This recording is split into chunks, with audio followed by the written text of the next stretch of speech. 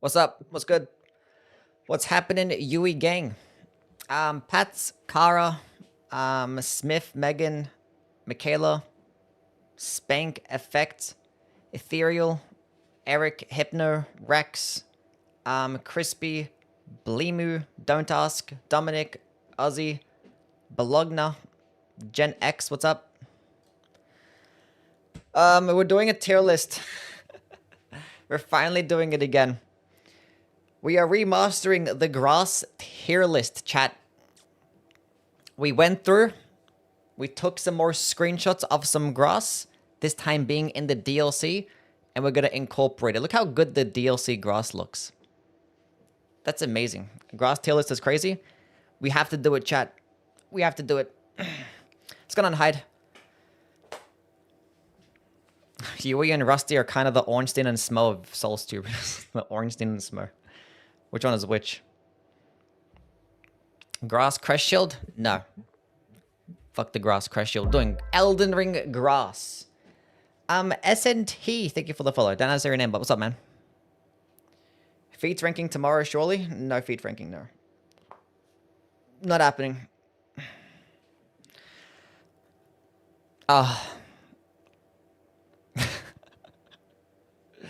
We finally hit rock bottom, chat. Revisiting the grass tier list, no way. Anyway.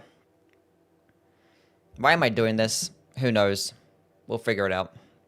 We'll figure it out. I kind of cut up some grass from like the last one. Cut some grass. I cut out some of the grass options from the previous tier list because we actually added in some new ones, and I honestly forget where some of these grass even are and what location they're actually in. A Riz tier list next? No. Anyway, chat, don't distract me. This is a very serious tier list. Long time in the making. Starting off with the short Limgrave grass. The starting area grass doesn't get much more simple than this. It's basic, it's simple, and most importantly, it's safe. It looks very safe, nice and green. Now, you might think that the short grass is just outclassed by the long grass. But the thing is, one thing to keep in mind is that when there's short grass, that means there is animals nearby consuming said grass. So therefore, it is in fact extremely safe. Whereas for the longer grass, there might be a lack of wildlife, therefore more imminent danger. So pretty simple. B tier doesn't get much more basic than this. Could be outclassed for certain types of builds. Now, in terms of the longer grass, obviously, as I mentioned, it's not going to be as safe. Because that's one thing you have to keep in mind, is that the lack of wildlife means that they're probably in another location. But obviously, it does look a lot more luscious. It looks more fun to play in. So depending on your build, might be dependent on which grass that you actually do prefer. Now, for most builds, you're going to be powerful enough to be able to like stand in the regular tall grass. But being that it is a starting area, you might not be as well equipped. But the thing is, other thing to keep in mind is that this grass actually has been reused and reskinned throughout a lot of the game. The tall grass. So the fact that it did help pave the way, I think A tier, minimum. Minimum A tier. Anyway, Caelid grass. Now, Caelid grass is obviously very unique. Got that weird brownish tinge to it. Does look very interesting. Has some like weird patches in between. Now, the thing is, as we're talking about with the Limgrave grass, obviously these ones look very safe. This one doesn't look safe, but that's a good thing. It wears the fact that it's not safe because you're in a location to where it's not very safe. So therefore, it is a nice warning. You just go walk in, you take a look down, you look at your feet, look at the grass, and be like, maybe we shouldn't be here right now. This doesn't look very safe. So I got to respect that for Caelid grass, and it kind of looks like it does look somewhat. It doesn't look healthy, I lie. I was gonna lie and said it looks healthy. It doesn't look healthy. But I can trust this grass because it wears the fact that it's dangerous. I still think probably lower B tier because it's not that appetizing. What the hell is this grass? Oh, is this the Moonlight Altar grass? Oh, this is the simping grass. Okay, so any single time you're taking foot, if you take a single step in the Moonlight Altar, 100% you're a simp. Now, with that being said, the grass does look very nice. The blue little flowers does add actually a nice little touch to it. Now, you could say that the blue flowers might be outclassed by some of the DLC grass you see later in the game. But this one obviously is accessible way earlier on, so it does have its own specific use. But, yeah, you're not going to see me taking any step in the Moonlight Altar at all. Not a Rani fan. C tier. Next, Altus Plateau. Now, a lot of people tend to prefer Altus Plateau aesthetically speaking, even though it's just like a reskinned Limgrave. Like, Altus Plateau is just yellow Limgrave, but it's like, oh, it's yellow, therefore it looks a bit different. There's like a big tree in the background. It looks interesting. No, it looks dead. Look at it. It's yellow. It's dying. It's not healthy at all. Altus, yeah, it's very mid. Very mid grass. And it's obvious as to why this is happening because the Erd tree in the background is sucking up all the nutrients from the grass and it's killing it. It's killing the grass. This has to be a D tier. Anyway, we go through this area and just look and explore and be like, wow, look how pretty this thing looks. Like, no, it's all propaganda. The grass is dying because of the Erd tree. D tier. Get him up out of here. Okay. This is Leona of the Lakes. Okay, so Leona of the Lakes. It's not even a lake, it's a swamp. Why do they call it Leona of the Lakes if it's a swamp? And not even a lake? Like, isn't a lake you have to, like, at least, I don't know. Too much water. True. Give it the IGN. Too much water. Honestly, that's still a valid take, though. Do you know what's funny? Like, a lot of people actually complain about the DLC having big, large, empty areas. But then, like, Leona of the Lakes exists, which is arguably, like, the most egregious offense of just a big, large, empty area. No. Man, it's not even a lake. D tier. Get him up out of here. Next. Oh, this is next to the War Master Shack. This is the War Master Shack grass. Okay. So, obviously my buddy pal Bernal, little cutie patootie, started planting some flowers. Cute little orange ones. I don't know exactly what they are. But it looks nice. It's like you add a little bit more to the Limgrave grass, have some little bit of flavor to it. Now, it might still be outclassed by some of the DLC types of grass, but that's okay. Like, for a starting area, grass is going to help carry you throughout the entire base game. So, I can respect this. This is a solid A tier. Lower A tier. Okay. Mogwyn's Palace grass. Now, you can tell that it's Mogwyn's grass because it's blood. It has blood in there. There's blood spots. Basically, the entirety of Mogwyn's Palace is just like, okay, we're going to reskin everything that we've seen from the beginning of the game, but just make it red instead. Now, red is a nice color, but reskinning, pretty cringe. Like, every single enemy you've already fought earlier in the game, even the boss there is like something you fought earlier in the game, just even more red. That's the entire thing. Now, the thing is, one thing that I don't understand is that the grass is very short. Somebody has to be mowing this lawn every single day. And there is still bloodstains on there.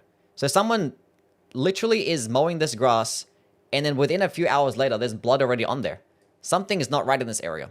Who knows what's going on? C tier. Okay. Mountaintops grass. Now you can tell that it's the mountaintop grass because it's white, which basically the same thing as Mogwin's Palace grass.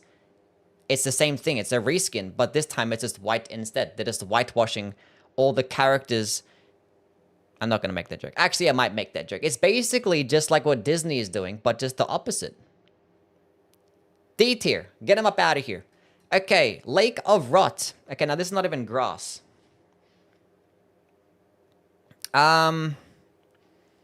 These kind of look like gummy worms. I like that. I can respect that. I wonder what they taste like. Chat, what would the Lake of Rot grass taste like? I don't know. I'm kind of curious. A tier. Okay. Strawberries? Maybe. Moldy? I don't know. They kind of look like funny gummy worms. Next. Oh, we're getting into some premium territory, chat. The Noxtella grass. Oh, look at that right there. That's premium grass. That's beautiful. Look at the color and the texture of that grass. The nice fluorescent glow to it. Oh, it looks like if you go ahead and smoke that bad boy, you'll be like taking your goldfish for a walk or some shit. That's an S tier right there. That's nice. That looks like it smells like amazing. That's some good fucking grass. I like that shit. Okay, deeper depth grass. It has like the weird white milk. Chat, what do you think the white milk tastes like? I don't know what I think. It's not even grass. This is just... It's just... But then again, there are like some little like lily pads here. Therefore, there might be some frogs. But we didn't see any frogs. Everyone knows if there's lily pads, there has to be frogs. False advertising at C tier. And chainsaw with the sub. Thank you, man. Wait, is this a new chainsaw? Or the old chainsaw? We have another chainsaw in here? W's for chainsaw with the sub. Appreciate it, man. Okay. What's this? This is Farum Azula. Okay, so Farum Azula grass. Yeah, this looks dead. This shit looks dead. I don't even know how it's even, like, still there. Like, there should be no grass at all. This thing is, like, 25,000 feet up in the air. Everything seems like it's dead. It's all just dark and gray. This is basically the Dark Souls 3 of grass. And Dark Souls 3 is based. And then, holy fucking shit, chainsaw, what the heck? Did you make a brand new account? And then go ahead and start gift... What the heck?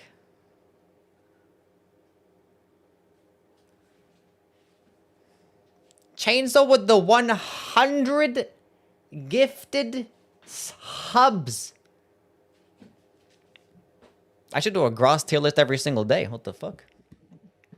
W's for chainsaw with the 100 gifted. Since the old one is, I can't mess up 888. My guy is like gifted like 1,000 subs in this channel.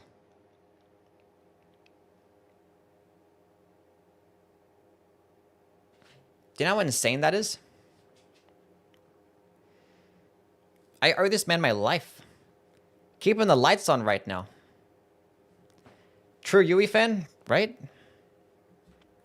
Appreciate it, Chainsaw. Thank you, man. Okay, moving on. Keep the Kim chasing, yeah. Damn. It's just Bill Gates? He has to be. Okay, the Haligtree grass. Okay, the Haligtree grass is actually very unique looking because there's actually lots of fallen leaves.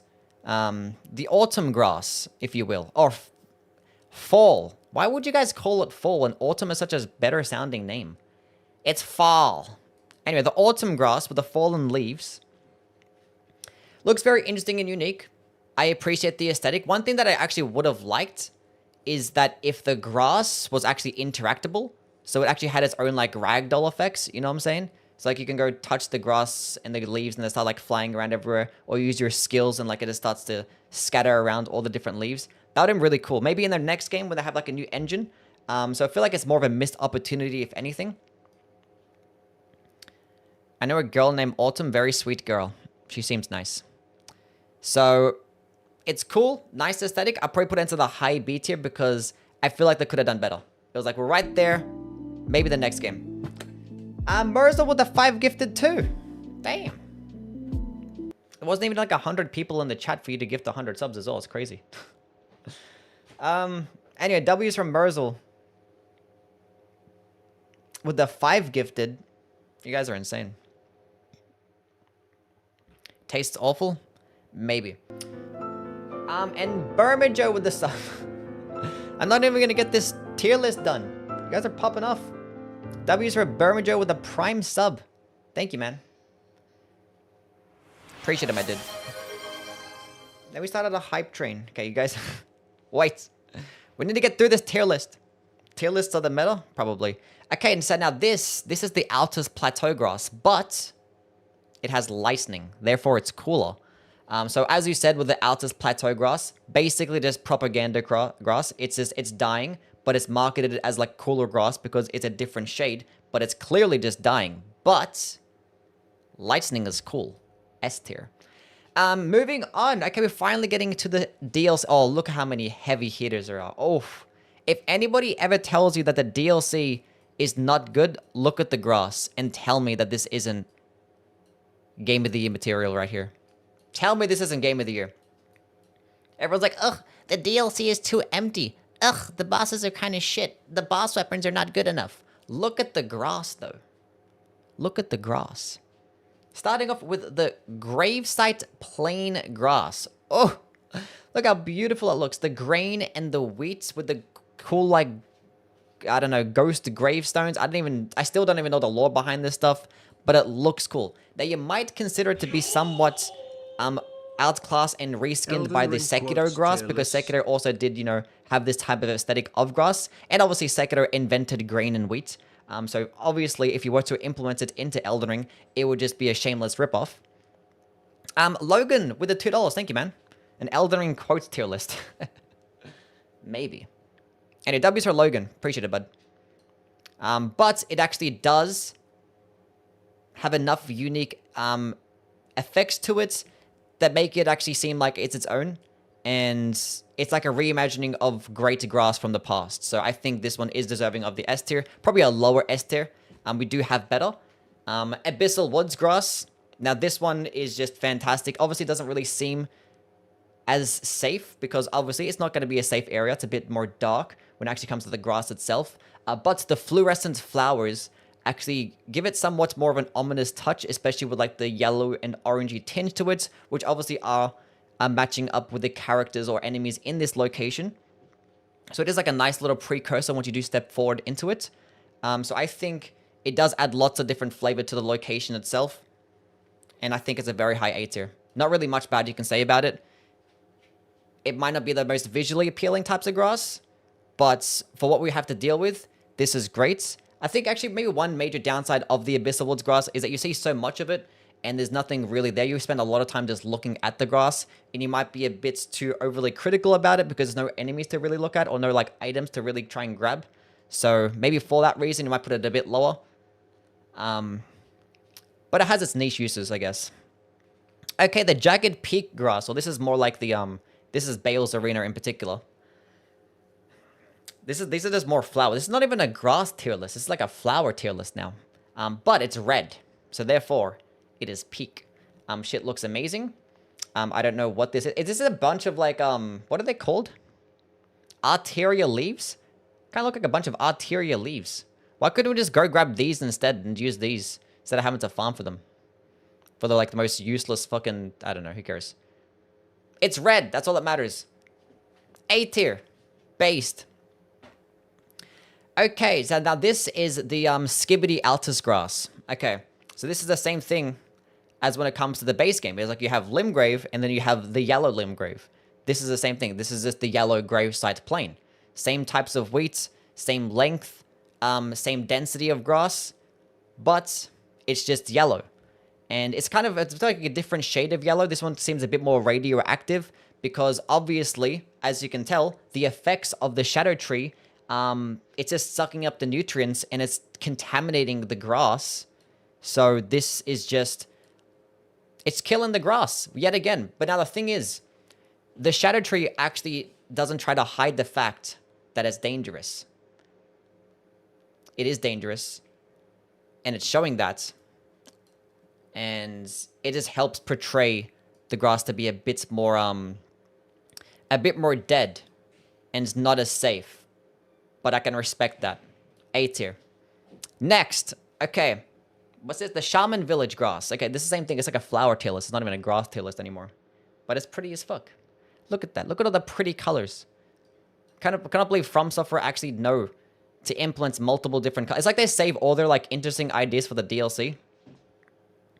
Look how much better the DLC is compared to the base game. Clearly, the DLC is just a much better game. Much better game. Look at the grass quality. It's amazing. Oh, and the two heavy hitters for the end. The Carian grave grass. I don't know what the fuck the location's called. And the Cerulean coast grass. Chat, which side are you on? Bloods or... I mean, red or the blue one? I'm a fan of the color red, but like, the thing is, obviously both of these are S tier. Obviously both of these are S tier. Because look at the length, the density. It still has like enough gaps to it to where it feels like every single blade of grass does have its own like unique feature to it, and it feels very valuable.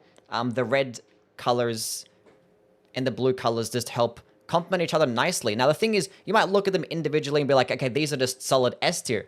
But one thing to keep in mind is that when you actually are in the Carian grave area, you're going to be much higher up where it's red, and you look over the cliff and you actually see the Cerulean coast. You actually see the contrast between the blue and the red while in one location. This obviously just makes it so much better, and I think as a whole, like the build synergy between the red and the blue grass make them a lot better. Like individually, S tier, but honestly, we should just add a row above. Brand new row. Broken tier list. This is broken. Broken. It just adds so much more towards the build creation when you actually have them together. So individually might be S tier, but it's kind of like the whole spinning gravity thrust and Millennia's Great Rune. You have them together in one build. It's busted. Which grass will make the best joint? Definitely Noxtella grass. Look at that shit. 100%. So yeah. I like this list. It doesn't get much better than this. This is definitively the only grass tier list to ever be made. Any other grass tier list afterwards would just be incorrect because it's not mine. And yeah. Confirmed Shadow of the Erdtree is better than the base game because the grass is better. That's all we need to say. Anybody that ever says something bad about Shadow of the Erdtree, just let them know. Look at the grass. And that's it. That's it. Conversation over. We're done. We are done. Guys, actually go talk about the fucking game now, I guess. Content that people don't really care about. But yeah, Rusty dropped a video ranking all 102 Elden Ring DLC weapons. And people were like, go react to this. I'm like, sure, we'll go react to this. We'll go react to this. Because I wanted to do a tier list and have like a fuck around type of day. And I want to go rank the Incantation. So I was like, you know, we're not going to do a run today and let's go like do all this stuff in one day. How about that? How about that? Okay. I clicked the wrong button.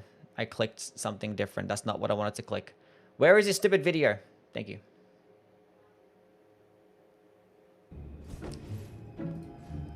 This guy did individual... Oh my god. He did individual chapters and timestamps for every single one? That's insane. That's insane. Okay, let me sit down.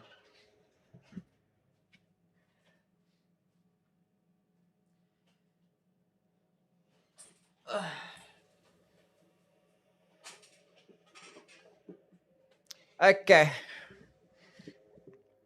Okay. Oof. Okay, now chat, before we do get started, there better not be any cringe-ass comments talking about how like Rusty is like the worst and he's so bad at ranking and his opinions are terrible. Like you don't have to agree with him. But you have to be a dick about it. The guy put in a lot of effort, as you can see. He has very high quality content.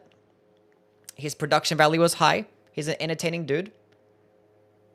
You have to be a loser about it, okay? Everyone has their own different opinions. And if you are a Yui fan, you're going to appreciate people like Rusty, because people like Rusty help actually bring more people, because obviously he's a lot larger of a content creator than me, bring a lot more people into the whole like genre of ranking videos when it comes to Souls games. And I get more views.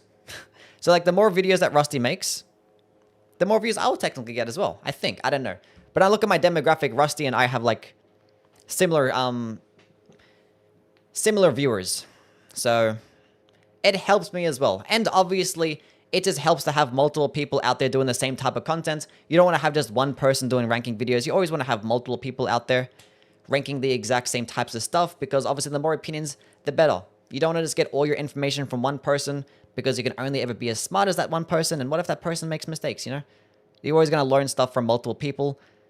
That's why the internet exists, for stuff like this. When it comes to things like reviews, whether it's stuff for like weapons or just games in general, you always want to go to the multiple different people and just find out whose opinions kind of match your own the most. That's how you're supposed to go about consuming media as it pertains to review type content.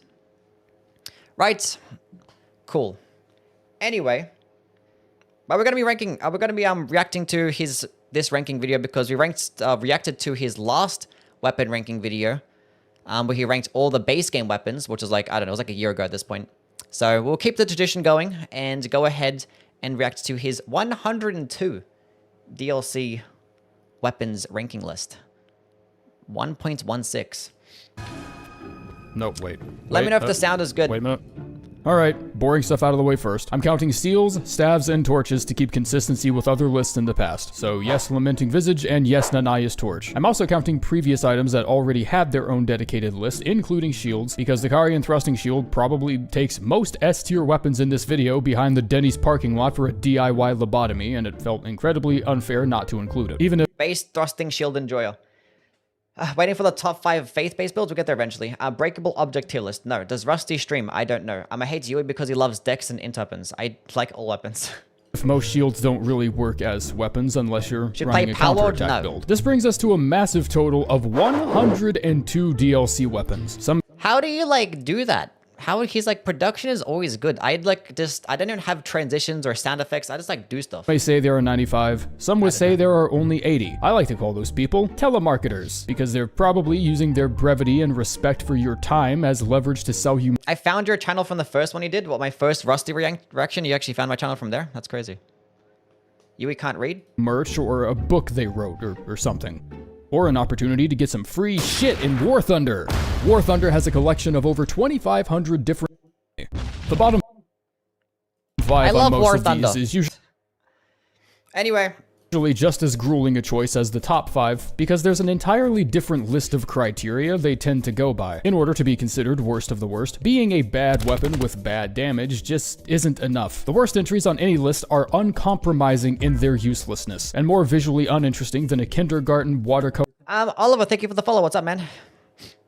Painting. And with that in mind, okay, cool. I could think of no better candidate than the Forked Tongue Hatchet. It just checks all the boxes. A shittier version of a previous weapon skill that already existed and can't be changed, dagger adjacent range yet weighs 4 pounds, 2% drop rate from enemies with a shitty gimmick and an 8-year-old animation rig, gets outperformed by any axe with the same moveset with a blood affinity, and the slightly faster R1s allow just the right amount of people to rise up and defend it for just a niche enough reason. The Forked Tongued Hatchet sounds like the title of a shitty Lemony Snicket novel, and its will to exist in this game is the most unfortunate event of all time. Number 101, the...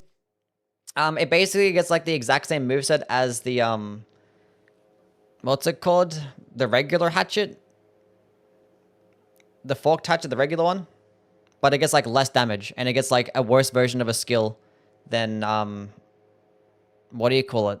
It gets the same skill as the torch, but it gets like worse damage still. It's like, it's awful. Definitely the worst one.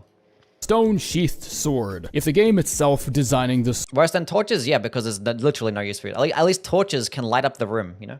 sword in a way that makes it as clear as a fucking mirror to the player that it's meant to be replaced doesn't convince you that it's a meme weapon with meme damage, then I know exactly what demonstration you need. This is a damage comparison between this sword and the weathered straight sword. Even with 80s in both stats, the stone sheathed sword still manages to drag just barely behind by 16 damage. Somehow this weapon manages to be worse than even one of the base game's most remarkable outliers on the doo-doo feces scale, and that should be enough to prove to anyone that the high B strength scaling should pretty much be ignored 100%. Is he using a mod to get this gameplay? Because he could buff the forked-tongue hatchet, even though the forked-tongue hatchet couldn't be buffed. Now he's like quick-stepping around. Is he using a mod for this gameplay? % of the time. No, it won't be kinda useful on the right build. Just stop it. It's shit. Let it be shit. Yeah, it sucks. He's right. 100%.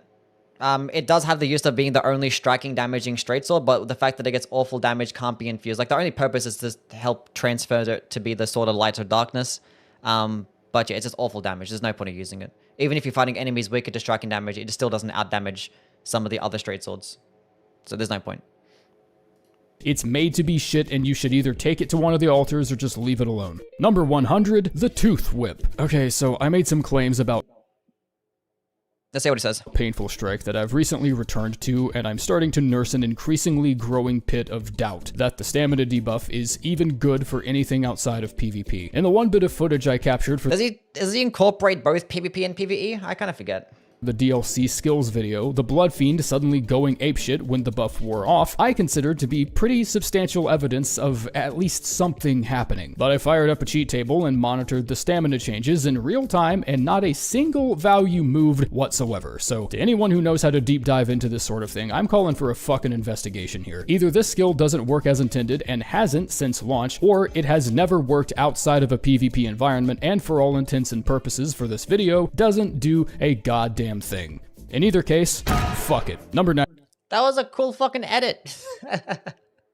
Anyway, the Tooth Whip. Yeah, the unique effects obviously doesn't do anything in PvE. But like this Tooth Whip still is like, you know, it's a whip, so it's gonna suck either way. You can put it into the D tier. I don't really fucking care. But the skill can actually help stun lock. The skill should have been like a unique Ash of War or an Ash of War that can be equipped onto all whips. Because actually can stun lock a lot of enemies. Does pretty well, gets deadly poison. It's like the worst thing in the world. It's gonna be like one of the best whips for primary options, but it's still a whip. So it's like, if you want to put it towards the bottom, then yeah, whatever. But the skill can actually be okay. It can help stun lock larger bosses or larger enemies. How do you get your gameplay clips? I just get it myself.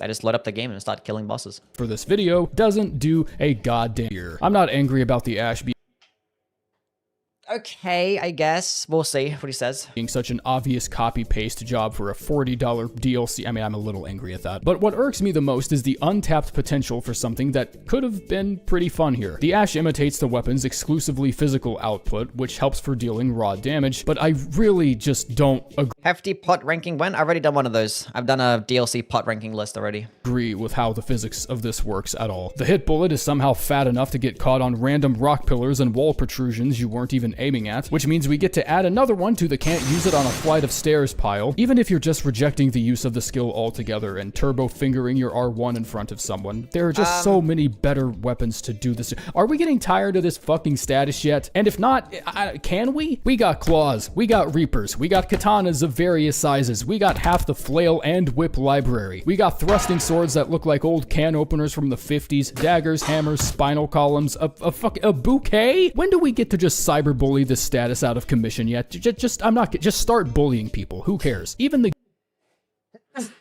okay, the Blood Fiend Sacred Spear is actually not that bad in terms of damage. Like, it's a great spear, obviously gets the exact same skill as the Mogwai Sacred Spear, but it's worse. It goes further, but it does awful damage. Like, it's basically useless. There's no reason to use it over the Mogwai Sacred Spear as a primary option.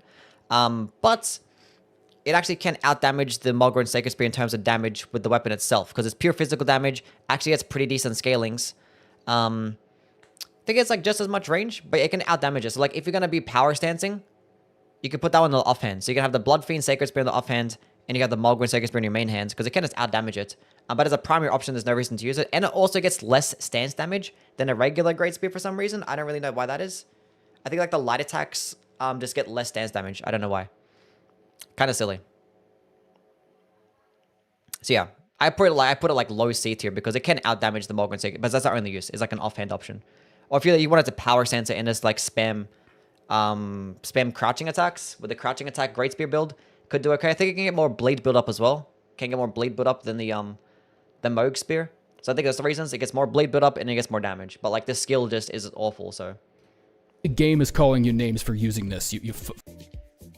All right there. See? You're a fucking dweeb. Number 98. He spends like half the video just like fucking bullying people. The repeating crossbow sucks. Yeah, we get it. It's already a crossbow, so I suddenly got very interested in realistically representing the amount of arrows being fired in one skill, because repeating fire throws out 12 arrows at once and with the cost of 26 FP. Holy shit. And the funny thing is that 26 FP is not even the worst part about it. It's arguably the stamina cost is fucking even worse. And each arrow fired suffers from 45% less status buildup and around 55 to 60% damage per bolt. Maybe this is a weird case of like double balance where if something gets two glaring drawbacks just because there were two different people.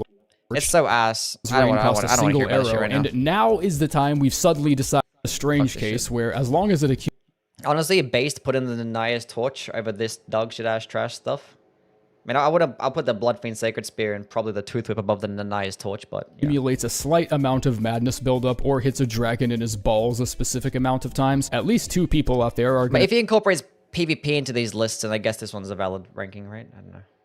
Try and make it work for thematic purposes. Half the huge stamina bar is crazy. Yeah, like if you have like 25 stamina, like your entire bar will be gone. And before I start making fun of how trash it is on every account, I just want to clarify to everyone that I get that pain. I feel it, okay? Reading an item description that gives a weapon such a cool backstory and so many neat little layers of info, only to have the balancing team kick its shins and send it into the ground is a feeling I think every single one of us has had about something at least once by now in one of these games. Option for that's just all kind of sad. K, find a little light behind the curtain here so I can That's fair. I mean, the only use that these shields actually have is this damage negation against fire or magic, because like these actually have, out of all the medium shields, they can give you the highest resist to those stats. So like it's okay. They do look pretty cool as well, and they still get less guard boost than things like the brass shield. But, like that's its only use. Is like if you want to block fire damage or magic damage, you'd use one of these two. So yeah, but other than that, it's just outclassed by the brass shield. Explain exactly what the criteria is before people start disagreeing. If it's on the weapon list, it will be disable said damages to different build types in the game. Incredibly high guard boost, great individual elemental reductions for a medium. The thing that he always ends up doing with his ranking videos is that he always ends up like predicting what the comments are gonna be, because he always just like, he's been doing this for a long time, and there's probably so many people that just end up saying stupid comments. And then he gets mad about the thought of them beforehand, so he's like, he argues with them before he even like makes the fucking video. Which I honestly understand. I don't do that. I do that sometimes, but not as much as I can feel it. I understand it. But he does it a lot. It's like, I know what you guys are gonna say, so before you say it...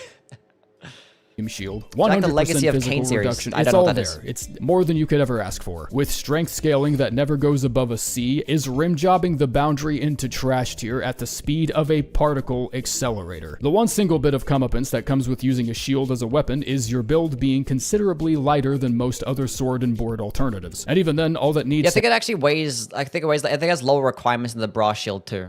So that's one thing. It's like 12 strength or some shit, compared to like the 16 strength. Happen is for you. Number 94. This is like the Messmith Soldier Shield. I think Messmith Soldier Shield just does better too, for those lower strength. Spirit's Glaive, that's valid. I mean, I put the Spirit Sword a bit lower than the Spirit's Glaive, because at least the Halberd does respectable stance damage. Whatever. The Spirit Glaive. I have opinions about Ghost Flame, death sorceries, and whatnot, and although that may be only an opinion of a stranger on YouTube, I can tell by the feedback I've gotten over the years that it's one of my more agreeable ones. But Ghost Flame spells have now become so synonymous with underperformance that is beginning to affect the weapons they're tied to. Spirit Glaive, not unlike most death sorceries, suffers from being a slightly more inconvenient option than most of what it's competing against, including the unique skill. The weapon itself is improved mostly with dex, but the Rancor bullets from the unique skill only scale with intelligence and deal frostbite, so have fun figuring that shit out. This creates a very gluttonous weapon that demands to be built around, despite cold affinity scythes and halberds usually giving you much more to work with. Number 93, the... Yeah, it's a reskin version of Sword Dance, which I'm pretty sure the Sword Dance of the Spirit Glaive skill can get a bit more stance damage. It actually doubles down as like a projectile as well, but the projectile is like so shit, the damage is not that good. It's just not worth using. A cold infused halberd with sword dance just does better. Like literally. Same thing but better. But I think this curved sword version is way worse than the halberd version. The main... The man gauche. French for... Gauche? I say gouche.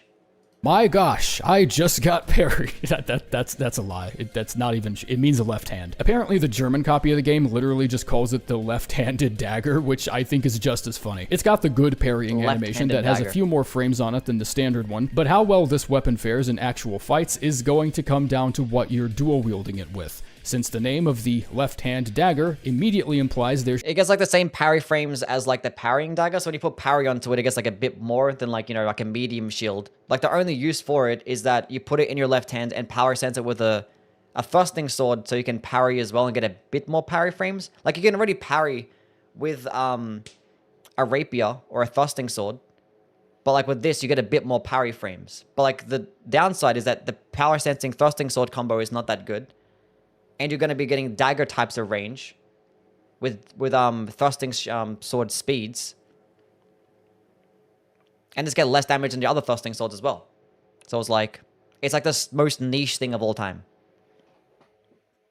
There should be something else in your right hand that's actually doing the damage. Hitting criticals with this you parry with.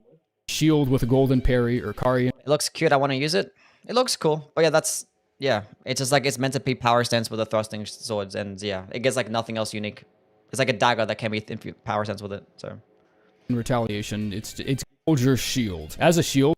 I wish you wouldn't do these videos while using mods. It's subversive to the review. Yeah, I mean it's like you're always meant to like pay attention more to what they're saying more so than like, you know, what the gameplay is showing. But yeah, what is that his mod that he made? I know he made a mod. Is that the same mod? Is it like he's advertising his own? I don't know. It seems like he's just using like quick step dodging mod. I don't know. We'll see. Mesmer's Soldier Shield is actually not that bad. It's a good alternative to the Brass Shield if you don't have 16 strength. Because it gets you like the second highest guard boost out of all the medium shields, but it only requires 10 strength. So if you're going to go like a dexterity build and want to use a shield, this one is probably the best one. But unfortunately, you get in the DLC. It makes for one of the sturdiest and most wonderful traveling companions any warrior could have. As a weapon, it achieves all the same as... And it's a circular shield as well. Most of the shields that actually get 100% physical guarded damage negation and actually some decent guard boost, they're actually not circular. So this is the only one. Slapping someone with an IKEA office clock. 80 base damage, a strength scaling of only 72, and it actually does marginally less overall damage than the wolf and serpent shields, but weighs 1 pound less. He's actually talking about the damage of the shield? The heavy affinity takes the scaling up to 101, just in case anyone was curious, but that's going to be the same for most in here as a general I just courtesy. Look at the guard boost and I don't know. I don't attack with a shield, I guess. Especially now that the thrusting shields exist. So, do with that what you will. Number 91, the Bonnie Butchering Knife. No, this... It's mid. That's fine, I guess. I don't know. This one's Bonnie's. Not that other one. It has his name on it, see? That's how you know. God, I need to stop and take a break after this one, because I need my whole being to just hate this piece of shit. Way too low? I don't know, we'll see. There's probably some things that I'd be like, oh, this should be higher than that one. But I think it's still on like the rough area probably where I would put it, maybe. We'll see. You could have made Hone Blade into its own weapon. It wouldn't have been good, but you could have done it. You could have given it something more unique or put in an entirely different weapon altogether. You could have changed anything about the weapon to make it somewhat differentiable from its base game twin. Sure, you could have done all that. And you did. You actually did. You fucked around with the one thing that didn't even need to be changed, which was his scaling. So I can't even power stance the 2 butchering knives without investing into 2 different stats. Man, this whole weapon could just go fuck itself. Well, like the scalings of the regular butchering knife was like you're more dexterity, but like it's a heavier weapon. Like I don't know, do you want to go with a dexterity weapon that you're gonna be two-handing anyway? But I guess if you want to get power stance it, I don't know. By the Bonnie butchering knife. Wait, is it the same scalings? I forget now. But like the mid damage, I don't think it even gets slashing damage, which is like really annoying. This thing should have been curved Greatswords. But its skill and Hone Blade actually does like double the healing effect, so every single hit can be like 2% HP, and you actually can stack up or queue up the actual like healing effect itself. So with every single hit, it actually like stacks up the buff, and then when you use the skill, it actually gives you a whole bunch of health back, which is pretty cool.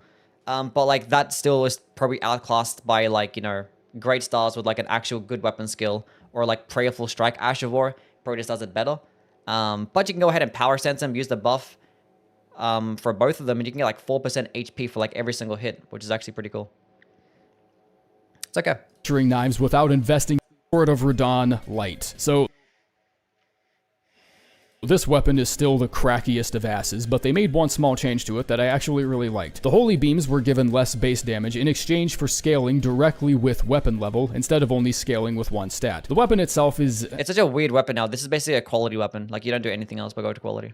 It's fine. It's hard to tell whether or not you're min-maxing correctly when you're slapping fuckers with the bumper of an Impala and doing 4-digit damage, but its major death sentence is being offered as the only other choice alongside the Lord variant. And I've already went over why I'd never choose the Helldiver's orbital laser in like 20 other videos, so I'm not doing it in this one. I just think they squandered a lot of opportunities here. Can't summon shadow clones of myself, can't have one weapon with a stance ability instead of 2 separate weapons altogether. Actually, that's a really good question. Why wasn't that the case? This is the only remembrance in the game that offers you 3 items, and splitting one weapon into 2 just makes everyone think... It didn't make any sense. It didn't make any sense. Orbital laser is based. The funny thing is, like, the animation of this skill is like 3 of them put together in one. It's like the big, like, AoE slamming attack. It's like the cloning attack. And there was like another one. I forgot what it was. You copy-pasted shit. So what even was the purpose of making the weapons like this? Forcing people into duping Mikadan's remembrance more often? Representative of the actual... Yeah, it's shit because it's still outclassed by the Lord version, but like it actually, at least it does now scale off AR. So like those holy pillars actually mainly do physical damage now. They don't actually mainly do holy damage. So you just go into like strength and dexterity, and you can get some okay damage. Like it can launch pretty far. You can fully charge it. It's pretty quick. I think the recovery frames aren't too bad either. But like, you know, it still gets worse AR than the Star Scourge Greatswords for like the exact same shitty basic moveset. Still gets dog shit stance damage with the weapon moveset. And the skill is just outclassed by the Lord version. Axis, thank you for the follow. Boss, but to each one. First off, the weapon skill has a direct tie to weapon level and not any single stat, so investing in strength only is probably the best way to go. It's actually tied with the Fire Knight's Greatsword with 5th highest physical AR of any weapon in the DLC, plus the 44 extra holy on the side, so flapjacking someone with a shitload of R1... I'd put it higher. We'll see what it does. I'll put it a lot higher, actually.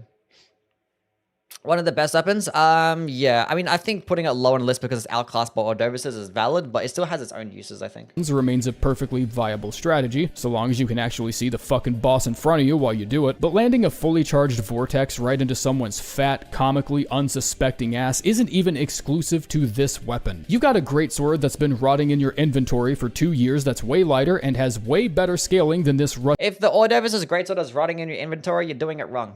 Use it. It's good. Rusted truck engine. Maybe start using that instead. Even the size of the vortex hitbox is exactly the same. Like, you couldn't have upscaled it even a little bit. Number 88 and... Okay, so the benefits of... Okay, so Ordovices Greatsword does like 11 more stance damage for like 50% the speed. Especially like uncharged, I guess, is way faster. And it also does like flatten enemies to the ground. Now, the benefits of Devonia's is that obviously it does like a lot more damage. It does like roughly like 40% more damage with like the same stat investment. And the uncharged version does more stance damage. Like the uncharged version of Ordovices does like 20-something stance damage, whereas for Devonia's it does like 40. But the thing is, the uncharged version of Devonia's is like almost just as long as the fully charged version of Ordovices, and Ordovices is going to do more damage and just do more stance damage in that instance, like a lot more stance damage as well. But also, the Devonia's can actually work with the Crucible armor, whereas Ordovices doesn't work with the Crucible armor. So, like, there are some uses for Devonia's. Like, it's good damage. It's okay. Like, the uncharged version also gets good hyper armor, can flatten enemies to the ground, do decent stance damage as well. But, like, there's, like, never really an option where this thing is better than, like, I don't know, Ordovices in my opinion. But I wouldn't put it this low. I'll put it higher. Bing, thank you for the follow. Box is exact. Ordovices doesn't work with the armor? No, this is actually the only Crucible weapon that actually gets boosted by the armor set. I believe, yeah. The same. Like, you couldn't have upscaled it even a little bit. Number 88 and 87, Tolier's Hidden Needle and Velvet Sword. I mean, I'd put like Bonnie's and Devonia's and probably the Greatsword of Radahn above these pieces of shit. I fucking hate this shit so much. Would be wonderful if these two items existed in a timeline. Came from the YouTube from the beginner tutorial. Nice. Thank you, man. How was the tutorial? Where enemies in the DLC actually gave a shit about avoiding sleep. But I think the tipping point for me here is the distinct lack of arcane scaling on a status ailment that obviously would have benefited from it. Bleed and Poison have had this shit perfectly figured out for over 2 years, and Sleep just never really caught up. I would even say Poison to figure this out, because there's like hardly even any poison weapons. It's kind of annoying. Anyway, but he's kind of right with the infusions, I guess. The only sleep item I can really think of that actually scales with arcane are the pots, and that's just because I recently did a video on them. The Eternal Sleep Pot ends up being one of the greatest pots in the game solely because of its arcane scaling. But without that, I wouldn't even call it the greatest pot. Like, Sleep as itself is just fucking, is such a shit status effect, man. It's useful against like 2 bosses in this entire game, and everything else is either just immune or just incredibly resist, and even if you can proc Sleep, it just staggers them for like a second, and then the Sleep staggering effect is like a worse version than a stance break, which is much easier to do, because it's, you know, every single enemy can be stance broken. It's like, Sleep is just, it's just awful. And like, obviously the options, just mid options, with like skills that the only benefit that they have is like, it could do like a bit more sleep. It's like, come on now. Like, no cool sleep spells, no cool sleep Ashes of War that could do like insane damage and also just do sleep build up. Like, there's some insane, like, bleed-based skills out there that even if they didn't do bleed, they would still be pretty good. But they just get sleep on top of it. Sleep pots are cool. Maybe they're cool. They're only useful for the Godskin duo, though. Like, maybe, like, one other boss in, like, a challenge run. Like, who knows? Eternal Sleep just becomes a variant of sleep that's harder to inflict on everything, because the only weapons that have it come with less innate buildup. Take that fucking intelligence scaling off these 2 weapons and give it to the Meteoric Greatsword, or the Frozen Needle, or some other weapon that actually needs it. The Frozen Needle? Well, like, Frost doesn't even scale off Arcane, so why would the Frozen Needle need an Arcane scaling? Is that what he said? I forgot what he said. I don't know. He said Arcane scaling? He said intelligence scaling, didn't he? He said intelligence. Never mind. Never mind. I was tripping. Yeah, intelligence. For 86, the Spiral Tree Seal. At 80 Faith, this seal has a total sorcery scaling yeah, it sucks. of 305, which is, wow, shit. Spiral incantations get a 20% I'm pretty sure I put this one at the bottom of bonus, my list, didn't I? My, seal ranking list? I think I put this one towards the bottom. Which is pretty massive for a seal effect, but it would help out a little if the game was actually clear in delineating what is and isn't a spiral incantation. Both the divine spells commonly get thrown in there with the spiral Yui gang. What's up, Lele? How things? Despite the seal not boosting them, but Watchful Spirit also doesn't get the bonus, leaving the only 3 spells to actually benefit from it being the 2 Golden Arc spells and Spira, and I'm really not confident in a seal that scaling this impressively bad. Number 85, the Spirit Sword. The Spirit Sword should have got way lower on the list. Way lower on the list. But it's still towards the bottom, so it's valid. And just in case anyone's keeping score on this, 9 weapons in total have been covered so far that either gets its model or weapon skill from the base game, or is repeated somewhere else in the DLC. But the Spirit Sword at least knows what to copy, even if it's just a rinse and repeat weapon ash found on standard curved swords with a couple extra bullets attached to it. Even if it comes with a dagger-sized hitbox, at least the Vegas, thank you for the $6. Appreciate it, man. Now I can finally avoid touching the peasant soils with my wretch class. Thank you, man. Appreciate it. person in charge of making the weapon scalings actually showed up for work that day. 72s in both dexterity and intelligence, neither of which is great, but making a dex intelligence build in this game is already as close as you're ever going to get to the pie-in-the-sky fantasy of Miyazaki sending you suggestive photos to your Discord. So even if you have to invest in 2 separate stats to make this weapon work, just be thankful these were what you landed on. What? I don't understand what you're trying to say there. But like, yeah, int dexterity is good because the weapon options are good. But if your weapon option for the int dex sucks, then there's no real need for it because there's no build synergy behind that because there's no like int dexterity scaling stuff. But yeah, the Spirit Sword is god tier awful because it gets like dagger range, gets like some of the worst damage out of all the curved swords, gets horrendous scalings, and its skill is the reskin version of Sword Dance, and just Sword Dance on the curve so that it's going to do more damage, especially if it's cold infused. It's going to proc Frost faster as well. Like, this thing is awful, like D tier. D tier. Pierre, thank you for the follow. Invest in 2 separate stats to make this weapon work. Just blades as a weapon class could have Smith's Grip Dagger, we'll see what he says about it. Been a really good idea. Having a ranged attack tied to your R1 and R2 at the expense of big damage can be pretty fun, but there's only one in the entire game, and referring to what it has access to as a library of weapon ashes feels very dishonest when it's actually just 2 mid skills with a premise that boils down to throw shit harder. Applying status with certain affinities feels much safer at range, which is doubly true after the recent range buff, and you can still slap other ashes on this like TPFB for poison or Bloodhound Step if you just feel like being a massive penis. Even with the scaling, the damage by itself is pretty trash, but it's also incredibly flexible with different talisman lineups. It makes a great offhand weapon to keep poise from regenerating, dealing only pierce damage carves out a nice enough space for poking dragons, and it's honestly not good at that or really anything else in the game you'd consider productive. But with everything that can be built around it, I think people dismiss this one way too quickly. Number 83. I agree. Honestly, the Smith's Grip Daggers are not even that bad. They're honestly not even that bad.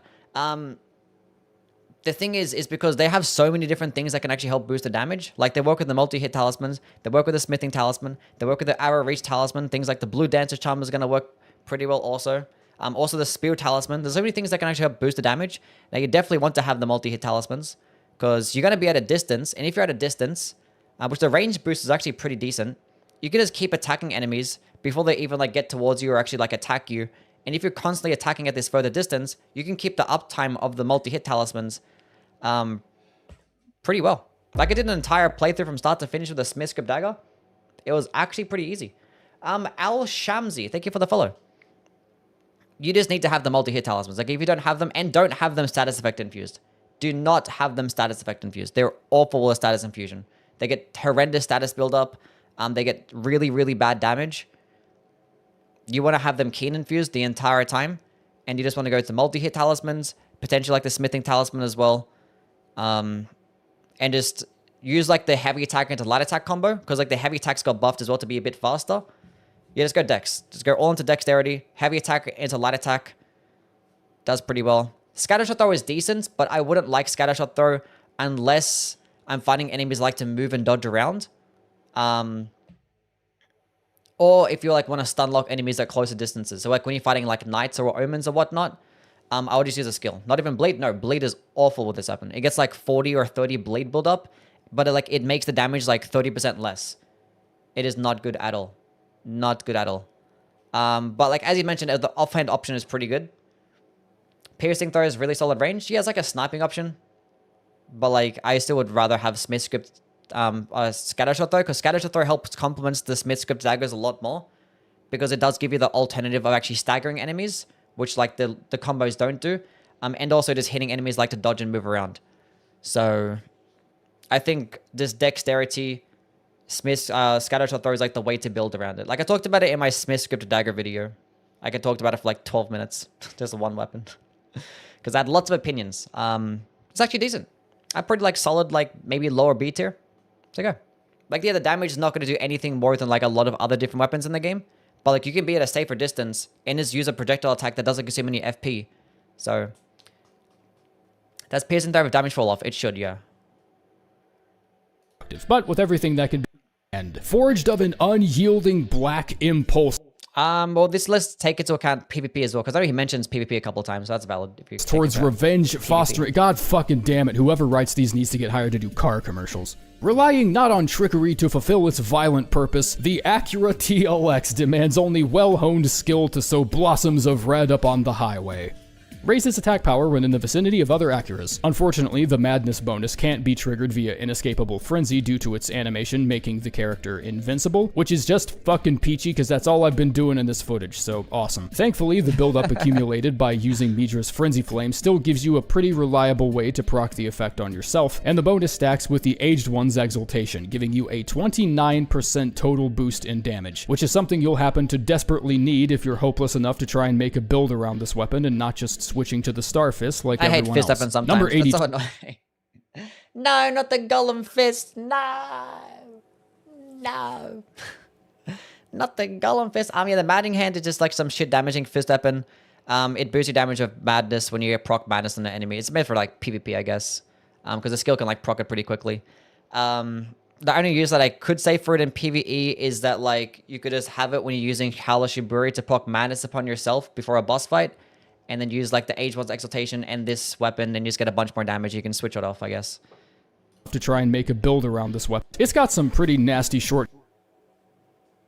We'll see. Comings that I can't ignore. The overall AR is not head-turning on any account, and saying the heavy attacks have a ranged punch reeks from the same tinge of dishonesty as a car salesman saying this price is only good for today or some shit. But on status builds, hitting something up close with a two-handed heavy means the status gets applied 4 times in one attack. Well, it's technically only 300% status buildup since one of the attack IDs gets sliced in half. But with 82 base buildup on a good arcane build, that's still pretty stupid. Like, you should still take that. This also makes it a pretty nifty stance break weapon if you can afford to tank a good hit with a high poise armor set. So that's quite a long list of recommendations you'd theoretically need to account for to make this weapon worth an atomized shit, but I think too many people get caught up by the incredibly short range on the heavies and just decide it's a bad weapon altogether. Which isn't completely unsubstantiated. I'm just saying there are diamonds in the cow shit is all. Golem Fist is actually fucking good. This shit's like high A tier, honestly. Ever since they actually changed it to where it actually has a hitbox, and it actually can get boosted by things like the Smithing Talisman and the Axe Talisman and stuff, actually pretty goated. Now, the major one being is that, he mentioned with the status buildup, when you have this thing with like a bleed infusion, it hits like 3 or 4 times, and you do like so much more status buildup, it's ridiculous. And also, he said the damage sucks, which is not true. With a heavy infusion, this thing can actually add damage to Star Fists. But the thing is, like, there are still downsides behind it. If you're not sure if you see his stamina bar. But one is a stamina cost. With its heavy attack, it just gives you so range much. On the heavies and just that stamina cost there. There's that, and obviously it counts as a projectile weapon, so it actually can't get boosted by things like Cragblade and whatnot, which is like super annoying. It's like the only weapon buff you can use is Shriek of Sorrow. So I think for those reasons is like the only thing that stopped me from putting it into the S tier. But with a Bleed Infusion, the thing still gets like a B scaling and strength. Gets pretty decent AR, and this can like melt enemies. And with all like the buffs, it can actually just do a fuck ton of damage. I don't know, go check out my fist weapon ranking video. I think I made a build video around this as well. It's actually pretty good, but you need like lots of endurance. It's kind of annoying. It's like the only downside, and the fact that you can't use Cragblade. But other than that, A tier, probably like mid A tier. Funniest way FromSoft is ever. Golden Line Shield. I actually buffed this one recently to get more guard boost, so it's okay. But like this skill just sucks. Ever repurposed an asset. I don't even care that it's a copy-paste job. If they were this creative in repurposing everything, I honestly think that would just make the game better. Do you know how awesome it would be to have a staff with one of those Burger King looking ass glintstone crowns at the top? 97 base damage with the speed of a medium shield is still nowhere near what I would call recommendable, and the unique skill only Why seems— does he always talk about damaging or hitting things with a shield? Like, does anybody actually do that outside of a thrusting shield? To be suitable for crowd control and stance breaking. It does get boosted by Freya's Greatsword though, so that's pretty cool. And it's only 5.5 pounds, which is surprisingly light for the guard boost it offers. But even with that in mind, it's way better suited to be in your offhand actually blocking shit like it's meant to be used instead of trying to force it into a position it doesn't want to be in. Number 80, the... Yeah. I don't know, the skill's like it's like another version of Shield Bash. But like it does it in AoE instead, so it's like this, if you're surrounded by like a few trash mobs, it could stagger them a bit, I guess. But it's still like shield bash damage is awful. It's just, I don't know. Just use use the brass shield. Spread Crossbow. The very fundamentals of how this— He explained why he does that, but you skipped it. What, at the beginning of the video? Did I? Maybe I just wasn't paying, I was watching. Maybe I wasn't paying attention. Crossbow operates, I just don't agree with. I'm very obviously launching 10, count them, 10 crossbow bolts in one fell swoop, one single button press, but as you can clearly see by these parameters here, it only fires multiple groups of the same 3 bullets, and each group is capable of hitting the same enemy one time, despite needing 10 bolts to fully fire. Like, at least it does like bonus, still does bonus damage, right? You don't have to hit with all 10 just to get the bonus damage, and the status build-up is still the same as well. That whole thing about suddenly deciding to be interested in fixing your immersion by having multi-hit shots spend multiple arrows. Yeah, well, I just found a 10-pellet scattergun that only counts up to 3 hits on the same target. Explain that shit, Bill Nye. Number 79, the Smith. Yeah, it's a fucking crossbow, so who really cares? But, it does do decent damage. Like, out of all the crossbows, it does do respectable damage, but yeah, it takes up like 10 bolts for every single attack. So if you have lots of bolts to spare, this is the crossbow to use, but... It's still 10. Is a repeating crossbow better than the pulley crossbow? No. Myth Script Spear. I really thought I was gonna like this one. I saw the heavy attack animation and just immediately thought, well, fuck Spectral Lance then, I'm just gonna use this. Yeah, I know. I had a little laugh at myself too when I actually tried to use it. It's honestly one of the cooler attack animations, even of the Smith script variety, but one thing the game fails to tell you is its horrible damage drop-off once it travels past a certain effective range. This kind of penalty is expected on throwing weapons. It would honestly be more concerning if you got its full damage no matter what. Ass. Like, the only use for like these Smith script weapons is like the uncharged heavy attacks, because they come out pretty fast and they can go fast, so you can like stop enemies from like regenerating poise. Just to like chip damage at a distance. But like the damage and the stance damage is so awful. But I really would prefer that drop off to be a slow and gradual one. And it's a Smith script weapon, so therefore just like it has to have like requirements in like all your fucking stats, and it's to get a lot less status or a lot less Asher War options too. Not the near vertical roller coaster.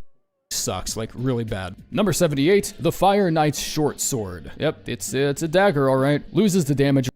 It's just a worse version than the Earthsteel dagger. Like, this one could honestly go even lower in the list, because it's just the worst version. But at least it looks cool. Race to Earthsteel dagger in most situations, and I'd much rather have the death debuff utility that comes with the black. What you say is the best Smith script weapon? The Smith script shield's pretty good, and the Golem fist is pretty good. It's probably something else I'm forgetting about, but those two definitely. Knife. But the Keen and Occult affinities are pretty nice, so I guess you could grease this bitch up with something and just allow the visual effects to let you pretend you're using a slightly better dagger. The innate fire damage can be convenient too, and there's probably a niche out there for the magic affinity since you're handing out 3 types of damage at once, but in most normal situations, you're probably not going to be racing to pick this one up. Number 77. It's just the worst version of the Earthsteel dagger, because the Earthsteel dagger also gets that faith scaling and can be infused, but the thing is, with the Earthsteel dagger, when you go with a faith infusion, it actually gives you bonus damage. It actually gives you physical damage when you go into the face stats. It's like a fucking bug that like the Smith script weapons used to be doing, but it's always been that way with the Earthsteel dagger, and like they've never fixed it or changed it at all. So like with a faith infusion, Earthsteel dagger gets way more damage, and it gets the same moveset, the same heavy attack. So it's just Earthsteel dagger is better. It outclasses this basically in every way. The Shield of Night. You need a bit of practice, like you really need a lot of practice, and you still can't really use the counterattack against half the bigger bosses in the DLC, or half... The most annoying thing is that like the skill is a deflecting type of skill, so you block and you use the skill and it shoots out a projectile. But the annoying thing is that it doesn't work with the Curve Sword Talisman, nor does it work with the deflecting tier as well. So like you're missing out on like over 100% more, like twice as much damage you could be getting if it could just work with those two things. And it would be pretty cool. But like the thing is, if you want to go the guard countering build, just go with the weapon, because it's going to get way more damage and way more stance damage. So the only benefit that this shield actually has is deflecting projectiles, and that's it. And like, why would you want to do that? Like, I don't know. I guess you could. Like, I don't know. It's okay, I guess. But it's niche. And you still, it's a small shield as well. Like the whole benefit of the shield is meant to be deflecting, and it's a small shield. So it's like the blocking just fucking sucks. The normal enemies without Scholar's Shield, but if you pray hard enough, if you delude yourself to such an extent that dusty old 49 starts looking like a 94 if you cross your eyes intensely enough, then maybe you can give your balls a hard enough tug. Go for straight up firing a projectile? Yeah, I mean, it still does. You can actually use a skill without deflecting, and it still does like a little bit damage. Like, some chip damage, like only 5 FP, like it's okay. But like the thing is, you could just use a Smith script shield, because a Smith script shield consumes less FP and just does more damage.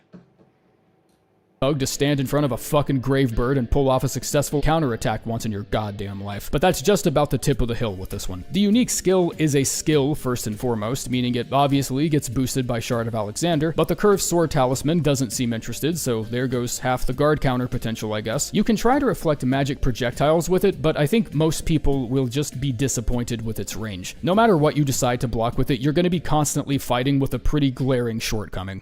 Number 76, the Beast.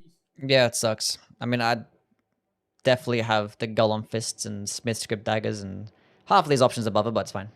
Claw. The standard Beast Claw not only gets noticeably left behind by a mathematically superior counterpart, but has to endure the additional negatives that come with the Beast Claw weapon type. A lot of you probably got this and ran through the basic moveset a couple times and thought, wow, that covers a lot of distance. I bet this is great for spacing out attacks and chasing down enemies that move around a lot, and because you were just fucking around in a church somewhere, not actually fighting anything, one of the worst drawbacks of using this weapon wasn't immediately obvious, which is its horribly large use of stamina. Most of of the status motion values also only clock in at 50% of a normal R1 since a lot of its animations have multiple attacks, ultimately meaning grabbing the blood affinity might not help as much as you want it to. But hey, it only weighs 3 pounds, and that leaves you plenty of room to break out that ultra heavy armor set that you will need if you ever want to actually land enough attacks to proc something.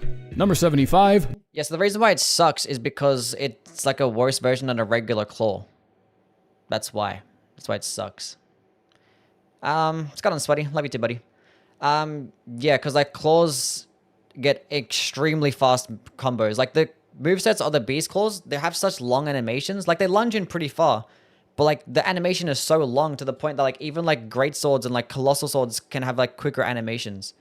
So like just regular claws are just gonna do better. Proc status effects quicker. Like they just needed something a bit different. Like I don't know, they needed either this more stance damage because they even get like just as much stance damage as a regular claw. Like, they have some benefits in that, like, they can be, like, a harder target to hit because you keep moving around. You can be, like, lower to the ground sometimes. You could, like, move side to side. So it could be a harder target to hit. So, yeah. But, like, your beast claws are just shit, honestly, for the most part.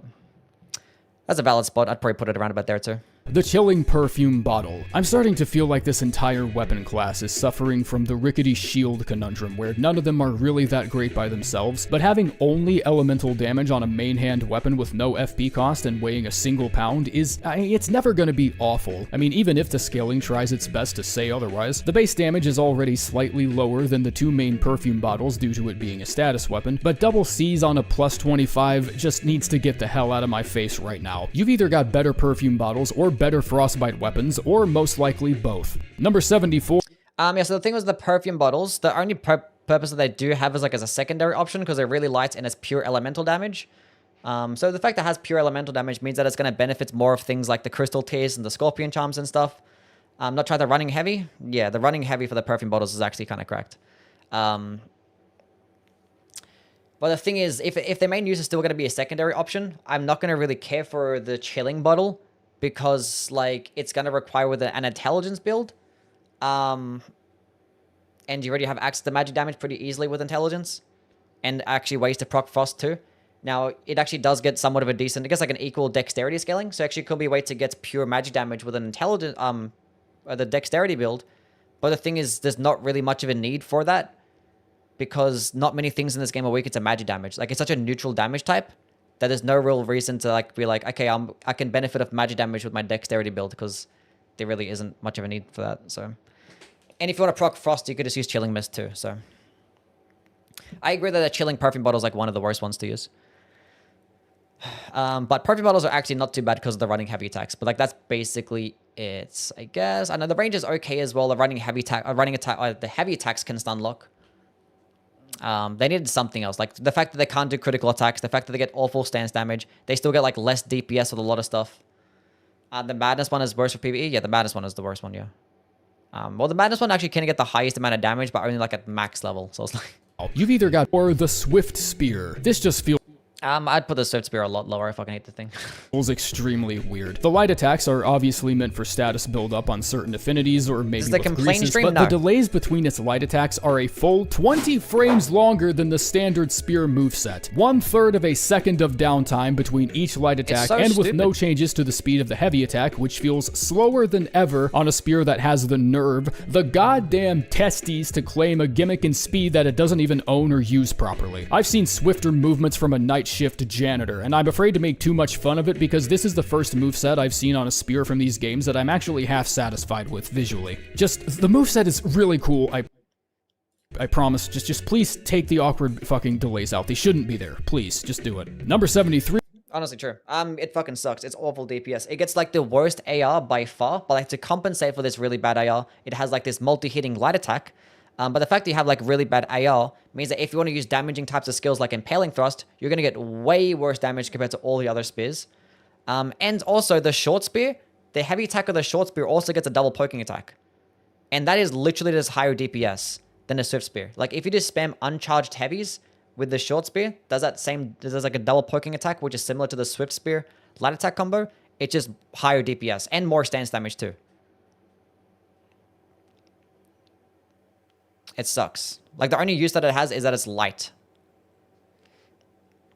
But even then, the short spear is just as light and just as low as requirements, and you can get it way earlier in the game. What does the Lamenting Visage do? It has like some Assassin's Gambit type of skill. Just please, Visage. Would anyone care to explain to me how 173 strength scaling somehow got placed on a torch? This looks like a styrofoam Halloween decoration that was left in the garage. I thought it had like a unique moveset, but actually has the same moveset as the small shield. Somebody pointed that out to me. I was like, this has a unique moveset. It's like in the same moveset as a shield. Of a family who hasn't celebrated it in 7 years, so why is it capable of more damage than half the straight swords? I mean, it's still horrible. It's stuck with a shitty 15-second unseen form clone you can't get rid of, and it doesn't accept greases or weapon buffs since it's a torch. But if I'm walking out of one of the forge areas with enough red gems jingling around in my pocket to open up a fucking jewelry boutique, and the only thing I used to do it was a yapping head, I'm not just gonna act like it didn't happen. Of course I'm gonna point out how stupid and awesome it is. Number 72, the Carian. It's a fucking torch. I don't know. I wouldn't put it that high because it's still a fucking torch. Because like torches is outclassed by hammers still, you know, despite them getting decent stance damage. And the skill is just like, it's like a stealth based skill, but it's still outclassed by Assassin's Gambit. Carian Sorcery Sword, yeah, mid. Sorcery Sword. Honestly, A for effort. High A. Very high A. I'm glad we can finally get our hands on a weapon catalyst hybrid, and I hope it doesn't come across as too ungrateful when I say I would have preferred literally anything else that wasn't this. The total intelligence scaling is just a hair above 200, which is wonderful. That's kind of on par with what I would expect from a weapon catalyst, but this is not sorcery scaling, this is intelligence scaling. Very different. Additionally, any sorcery that does physical damage like Rock Sling or Blades of Stone erroneously scale from the weapon's strength and dexterity, and magma sorceries that normally scale from faith suffer from the same bug, and since there's no faith scaling on the weapon, there's no adjustment to the damage, like, at all. And I just want to say, if even the team themselves are this confused on how to make this, how the fuck are we supposed to feel using it? Can we at least know the exact sorcery scaling? Like, can we just that's like one annoying thing about the weapon. Now the funny thing is, the scalings that it actually does get actually can be the highest damaging staff at like 40. It's like roughly like 40 intelligence. I think it's exactly 40 or 41 intelligence, but like before or after that point, it's just outclassed by something else, and you get it all the way in the DLC, so you're more likely than not to going to be higher than 40 intelligence anyway. And as you mentioned, when you're using it with different types or different damaging types of spells, it just sucks. So yeah, it's only meant to be used for fun. That's it. Like if you want to have like the convenience of just having a thrusting sword and a staff in one, that's cool. But you lose out on having the heavy attacks. You just get stuck with impaling thrust, and it's still a mid damaging thrusting sword. It would have been cool if like this skill like helped boost the damage to become like the hardest hitting intelligence stuff. That would be pretty cool. Like if the skill was just like a buff to just add you just 20% more skill damage or spell damage, something like that. I don't know. Get a number, please? No guard count as well? Yeah, no guard count as well. Not that guard counters are good for the thrusting swords anyway, but... Golem Fish should be in the top 10 or at least top 20? Probably, yeah. Did he say high A then shit on the weapon? He said efforts. He said for efforts, high A, yeah. Who gives a shit? Melee, magic, all in one package. Carian Slicer and Impaling... See what I mean? I feel this. I've been trying to like not care as much. But like for someone like Rusty, who probably has a lot of like takes that people disagree with, he probably deals with it all the time. So he just like every single time he makes a video, it's like, I know they're gonna say some shit about this. Thrust on the same sword. What more could you ask for?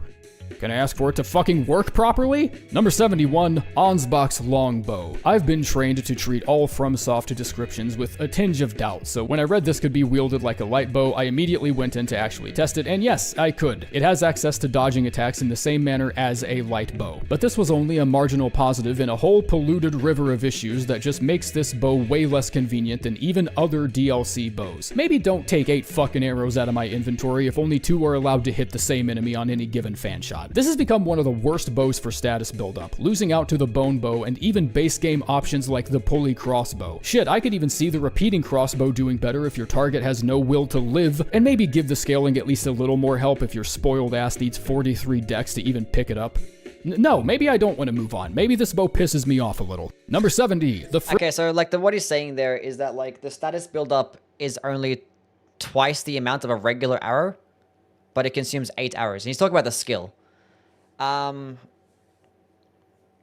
the thing is, it still does like decent damage per hit, and it still does that status build up, twice my status build up at those further distances.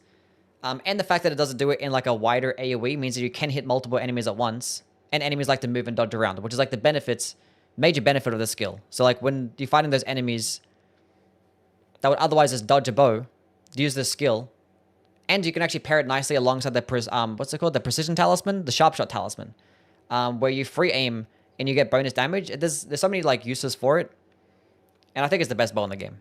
But it's still a fucking bow.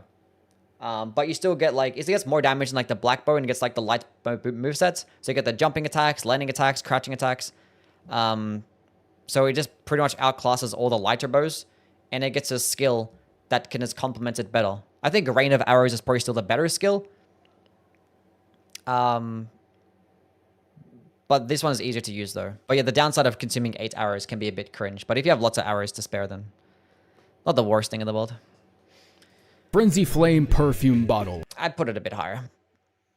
Having the messy salad of stat scaling that it does helps it out in New Game Plus runs where you start hitting hard caps and decide to invest in something else. And if looked at in that regard, this is probably the bottle with the highest performance overall. Getting there, on the other hand, requires patience or a level of hyperfixation that I don't even think I'm capable of. I'm sure it's got decent applications in PvP, it's a fucking madness weapon, so of course it does, but you stand to gain nothing of value by sticking it out all the way until the abyssal one. Yeah, perhaps. it gets like it gets the highest damage, but it's only like at max level. Like anything below that, there's no point of using it over things like the Frenzy or the regular Flame Bottle. And since when did anything Frenzy Flame start asking for an intelligence requirement? Like, what the fuck? Number 69, the Smith Script Axe. I kept running into the same problem with this weapon that I did 69 with the Spear, which is its throwing attacks. Marvel Rivals is actually great. Marvel Rivals, yeah, it's pretty fun. And the downright inexcusably small gap between full damage and light tropical breeze that tends to come with them. The point of... Same thing as a Smith Script Spear. The only benefit that this actually has is the uncharged heavy attacks, because you can just do some like chip damage at a distance for free, stops them from generating poise. I actually like the axe better than the spear because I think the damage difference was not that great compared to the other axes, whereas for the spear it actually was. And I think you have like a larger hitbox too, so... throwing the goddamn weapon to begin with is that I'm out of melee range. If I have to get so close to soldiers they start looking at me like I'm taking their measurements for a fucking suit, why wouldn't I just hit them with the axe instead of throwing it? And what feels even more out of place is that only the axe and the spear seem to suffer from this sort of penalty. The Great Hammer can spank anyone into a nice coma so long as it's properly charged, and the dagger's damage sucks so much the fall off doesn't matter anyways. Also, incredibly short range even for an axe. Number 68, Moonrathil. Yeah, it's a valid spot for that. This is Moonrathil's Night Sword. It's a valid spot for that too. There's like some weapons that are put higher than these pieces of shit, but that's fine. Night Sword. When Sony eventually buys FromSoft and starts poisoning everything with battle passes and shitty remasters none of us need, the only good...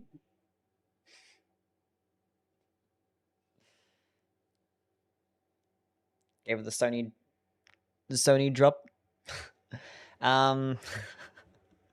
Yeah, now the thing is, if Sony were to buy, okay, I don't want to get sidetracked, but if Sony were to buy From Software, they don't want to put battle passes in the game. Sony hasn't added any single game that has battle passes, so you don't have to worry about that. Good thing they could possibly do is... And if there were remasters, they're not forcing From Software to do it as well. They're going to outsource it, so don't worry about that either. So, there are other things you got to worry about, more so like exclusives and stuff. That's like the only thing you really have to worry about. Trademark the name Moonrathil, and then dump it in a trash bin somewhere and never use it again. I'm sick of this bitch. I hate her weapon. I hate how hard she hits for no reason. I hate that the weapon skill doesn't seem to put the pain in as much as regular great spears with glint blade phalanx, and I hate that this isn't even the first time we're looking at an obvious copy-paste of a pre-existing weapon with the exact same stats, damage, scaling, and guard boost. Even the FP cost is the same as Troll's Roar, just like split up. If you randomly picked out these two weapons from the DLC and tried to sell Astrobot Battle Pass, yeah. The Battle Passes is like a thing for like multiplayer games, which Sony don't have them. Obviously, they try to make multiplayer games like Concord, and that's why they bought Bungie as well, so they could have their own multiplayer game. So they're trying to do it. They're failing. They're trying to, though. But they'll only be the only instance to where they actually add a Battle Pass. Or like microtransactions in general. Because otherwise, all their other Sony studio games don't have them. me on it. I would have assumed Sony bought this company years ago. Nah, that's too mean. I'm walking that one back. That's too mean. I mean, stop this shit. This is very bad, but like that was too much. I didn't mean that. Number 67, the yeah, the Moonwrathal Sword. The only thing that is missing is a good intelligence scaling, because it gets a descaling in intelligence, and Greatblade Phalanx, what the fuck is called, Tremendous Phalanx, scales of intelligence, and it's super annoying. But like the fact you have a Colossal Sword that can like lunge as far as it does with that follow-up skill is actually pretty cool. I just wish it just needs a bit more damage with the thing, and I kind of wish it did like 40 stance damage like what old Glintblade Phalanx did. That would be pretty cool too. I don't know, if it got like a decent intelligence scaling, I would have valued it a lot more. Would have been pretty cool, because there's like no fucking intelligence weapons in this entire stupid DLC. There's like 3, and like they all get like a descaling in intelligence. It's stupid.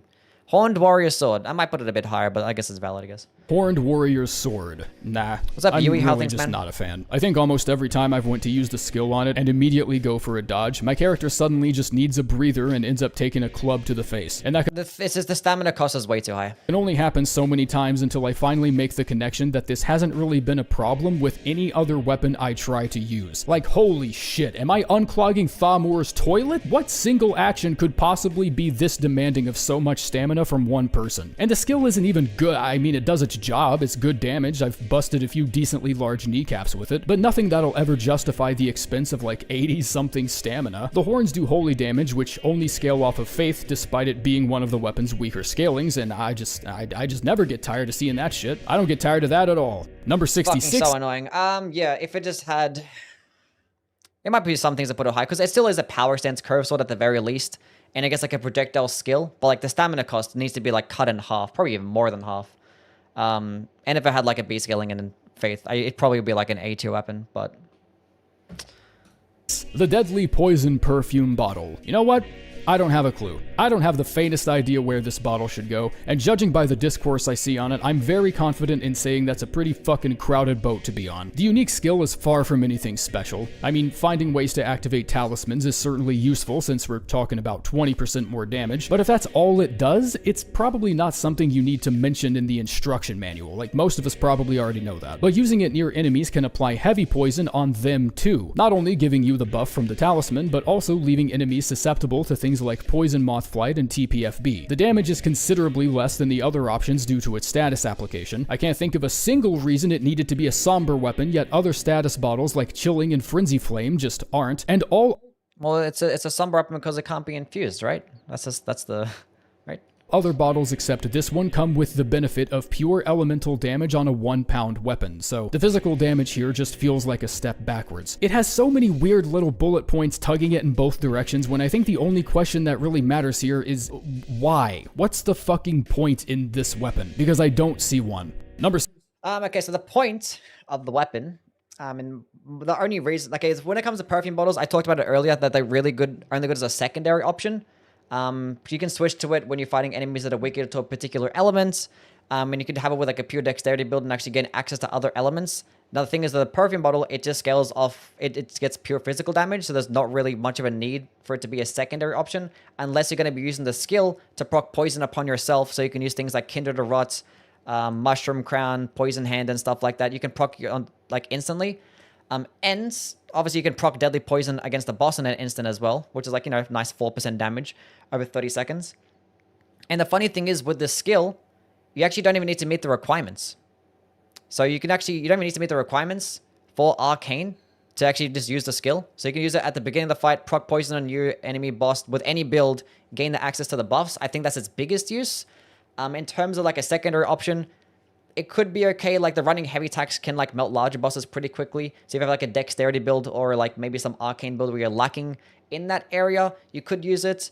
Now the benefits of it doing physical damage with, you know, it can work with the Blue Dancer's Charm because, you know, it's really light. So it could be a good pairing there. But yeah, it's kind of weird to try and rank because it's kind of useless as a secondary option.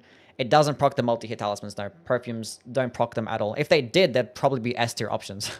If perfume bottles can proc the multi-hit talismans, they would all be broken. 100%. Why? What's the fucking point? Because those running heavy attacks already melt enough of the, as they do, and they hit like 10 times. Like, if they work with the multi-hits, ridiculous. in this weapon, because I don't see one. Number 65, Freya's... But yeah, that's a valid spot. I probably put it around about there too. Same thing as Freya's Greatsword, yeah. Greatsword. I try not to take a weapon's location that much into consideration. I think it's something worth looking at every now and then, but not to the extent that I probably talk about. Will you upload the VOD? What do you mean upload the VOD? The VOD's gonna be there. You can check every single one of my live streams out. They're all on my channel. Just go to the live section. They're gonna be there. Unless you mean like condense it into a video? I don't know. It's on the list of criteria somewhere, sure, but it's far from the heaviest influence on what anyone should think to be a good weapon. Well, I guess that little preamble kind of spoils what I'm about to say next, but whatever. Look, I'm sorry, if you give this to me after the penultimate boss fight in what's largely considered post-game content, I'm gonna look at the Solitude Greatsword I got at the very beginning and then back at this and just go, no. The only affinity I can see being worth a second glance is the heavy infusion with 156 strength scaling, which is pretty comfortably above normal A-grade scaling. The niche here is red main skills. Putting a red main skill on this CGS versus a common colossal sword gives you noticeably better results, so if you're so attached to Flame of the Red Mains and Lion's Claw that studies are currently being conducted on how to medically separate you from it without killing you, then here you go, you found your sword. Number 60. Okay, so the, I disagree with that one. Okay, but Freya's Greatsword is like one of the highest damaging strength-based curved greatswords. I think it gets a bit less damage than the Beastman's curved sword, but it weighs less and it has like a lot more range. So if you want to go with like a strength build and we use a curved greatsword, this is probably going to be the best one to use in my opinion. Unless you're going to go with like a deflecting build, guard countering build, because the Beastman's curved sword does get better blocking. So I'm not sure if I like it more than that one, but like the range difference is noticeable. But yeah, it gets bonus damage with the red main skills. So you actually could throw this weapon into the offhand and just go with like a fucking giant crusher with Lion's Claw, and you can maximize the damage that way. But it weighs like 14 units, so it's pretty heavy for that. So I think the only use that it has, if you wanted to maximize the damage of Flame of the Red Mains, it's like that is it. So like that's the only use. Like if you want to use Flame of the Red Mains, which is pretty good, it's like a decent like strength scaling projectile fire base attack and can serve as an AoE. So like it's a pretty decent build. Just go like strength, get some of the highest damage in class, get a pretty decent projectile skill, and you're going to maximize the damage with it too. Like it's okay. So yeah, it's okay. I might put it a bit higher. I don't know. We'll see. There's probably some things I probably put it lower than this thingy, but medically separate you from it. Fork. I don't. This one I think is an S2 weapon. I'm not going to lie, chat. Flaming Strike is not a red main skill, no. Want what I say here to confuse anyone into thinking the damage on this is anywhere near the federal jurisdiction of good, but having Barbaric Roar on a bleed weapon actually doesn't fare too badly in common fights. Maybe since it's a spear, most people just don't think about it, and that might have something to do with Barbaric Roar on a spear giving you one of the stupidest looking attack animations in the game, but that's still 3 point-blank hits from a high bleed weapon that hands out 240% total status with a charged attack. It's an incredibly uncommon way to build up status, and people will absolutely give you weird looks if you try to recommend doing it under any normal circumstances, but Barbaric Roar on a weapon like this honestly doesn't feel too out of place. Just make sure you go for the blood infusion because there's very little point in even looking at anything else about it. That whole segment just confused the fuck out of me. Okay, anyway. So the Blood Fiend's Fork is unironically like the highest damaging spear in the entire game. With a Faith infusion, because just like the Blood Fiend's arm, when you have it with a Faith infusion and go into the Faith stat, not only does it boost whatever the Flame Art or Sacred, infusion that you have, but it also boosts your physical damage too. So it can literally be the highest damaging spear, and it gets bleed as well. So the fact that it already comes with passive bleed means I wouldn't go with a bleed infusion. I would go with an occult infusion. Because you can go with Arcane. Now, you could say that it's that type of build is outclassed by the Cross Naginata, because the Cross Naginata can get more damage with like a Keen infusion or an Occult infusion and use things like Blood Flame Blade. Like Cross Naginata could just outclass it and just get more range too. But the Blood Fiend's Fork weighs like half the amount as the Cross Naginata does and consumes a lot less stamina too. So if you actually wanted to go with a Power Sensing Spear build, which is like the optimal spear builds are just going to be Power Sensing, you could very well just do this in regular New Game because you can just farm for them. So you can just get 2 of them. And you don't have to really go into much endurance, because if you're going to power sense Cross Naginatas, I recommend having like at least 30 endurance because it's really costly in terms of stamina. Whereas this thing is not that bad. And it actually gives you more bleed build-up than the Cross Naginata too. So you're going to get less damage, but you're going to get more bleed build-up, and it's going to be lighter with less stamina cost. But I think the best use is for those Faith builds. Like with a Flame Art infusion, this thing can just straight up just fuck. It just shreds. Really good stuff. Really good stuff. So I think it's S tier, honestly. Can't you just do Cross Naginata and Blood Fiend's Walk? You could, yeah. Well, the same thing with the Cross Naginata, you could, it's gonna be more stamina cost, so. And it's fine. Does okay. I think it's S tier. Has enough uses for it to be S tier, despite it probably being outclassed by Cross Naginata in some builds. I think Cross Naginata is still better, but at least with the Faith Infusion, does pretty well. I think it's great. What's up, Tride? Just make sure you go for the Blood Infusion. The Lightning and Fire Spark Perfume bottles. I think they're both similar tier. Honestly, I'd put the... Mechanically speaking, perfume bottles are bags of old shit. They trade decent AoE for animation speed, stagger potential, reliable damage, and a list of other things that can't be found on even the plainest weapons as a baseline. But you've also got a 1-pound weapon that's capable of pure elemental damage without being split, meaning it only receives that much more of a bonus from the Scorpion Talismans, Crystal Tears, spells like Terra Magica. I don't know why I'm trying to sell people on these. Like, don't use them, please. I'm just saying if you had to be stuck with one for whatever reason, I would advise choosing between these two. Preferably the Fire Spark bottle because all its scaling is actually in one place. But any longer than a couple minutes trying to make any of these work, and that challenge run idea very suddenly stops sounding fun. So I sooner recommend you stop e-torturing yourself and just grab a Colossal Sword like everyone else. Number 6. No, don't do that. Be different. Don't just use a Colossal Sword like everyone else. Anyway, so the Perfume bottles, as I mentioned, are actually pretty decent. They're actually not even that bad. It's mainly just the running heavy attacks. If you fight up against like larger bosses, those running heavy attacks can actually just fuck. If like they could just work with the multi-hit talismans, they'll just all be like premium options. And I feel like they just give it like a critical attack. If they just could do critical attacks and do a bit more stance damage, be nice. But like they don't really do as much DPS or get good stance damage compared to a lot of the other weapons. But with the running heavy attack, it kind of just makes them better than most things, honestly.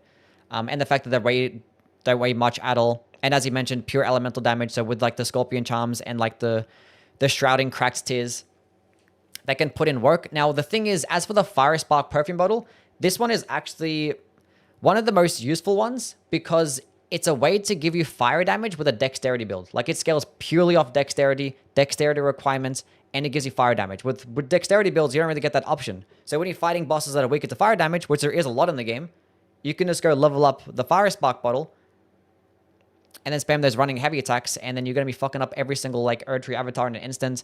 The stupid Sunflower, all the other bosses we get to fire damage, like Ramina and stuff. Actually, that's pretty well. The Oil of Rana is dex scaling too. Yeah, the Oil of Rana is dex scaling, but this is better, because this one doesn't consume any FP, and it does more damage. So, I think this is pretty good. The Fire Spark is like a secondary option. But obviously, the benefit of the perfumed Oil of Rana is that you don't have to level it up. Whereas this one, you do have to. So if you don't want to use any FP, or if you don't want to use any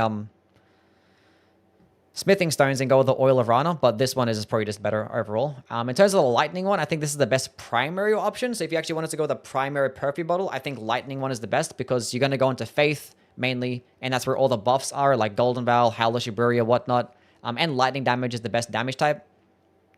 So out of those things, and also it could just be a way, because it does scale best off Faith, so actually could be a way to just do like pure lightning damage with a Faith build, which you already do get access to with spells. But the thing is with the spells, they're mainly just projectile attacks that are pretty slow. They don't really have like close range. There's no close range lightning spells that come out quick, like Catch Flame, let's say. So if you're fighting enemies weaker to lightning damage, or like if it's raining at all, and you just wanted to kill them quickly, you could just switch to the lightning bottle in the offhand. Could be pretty well.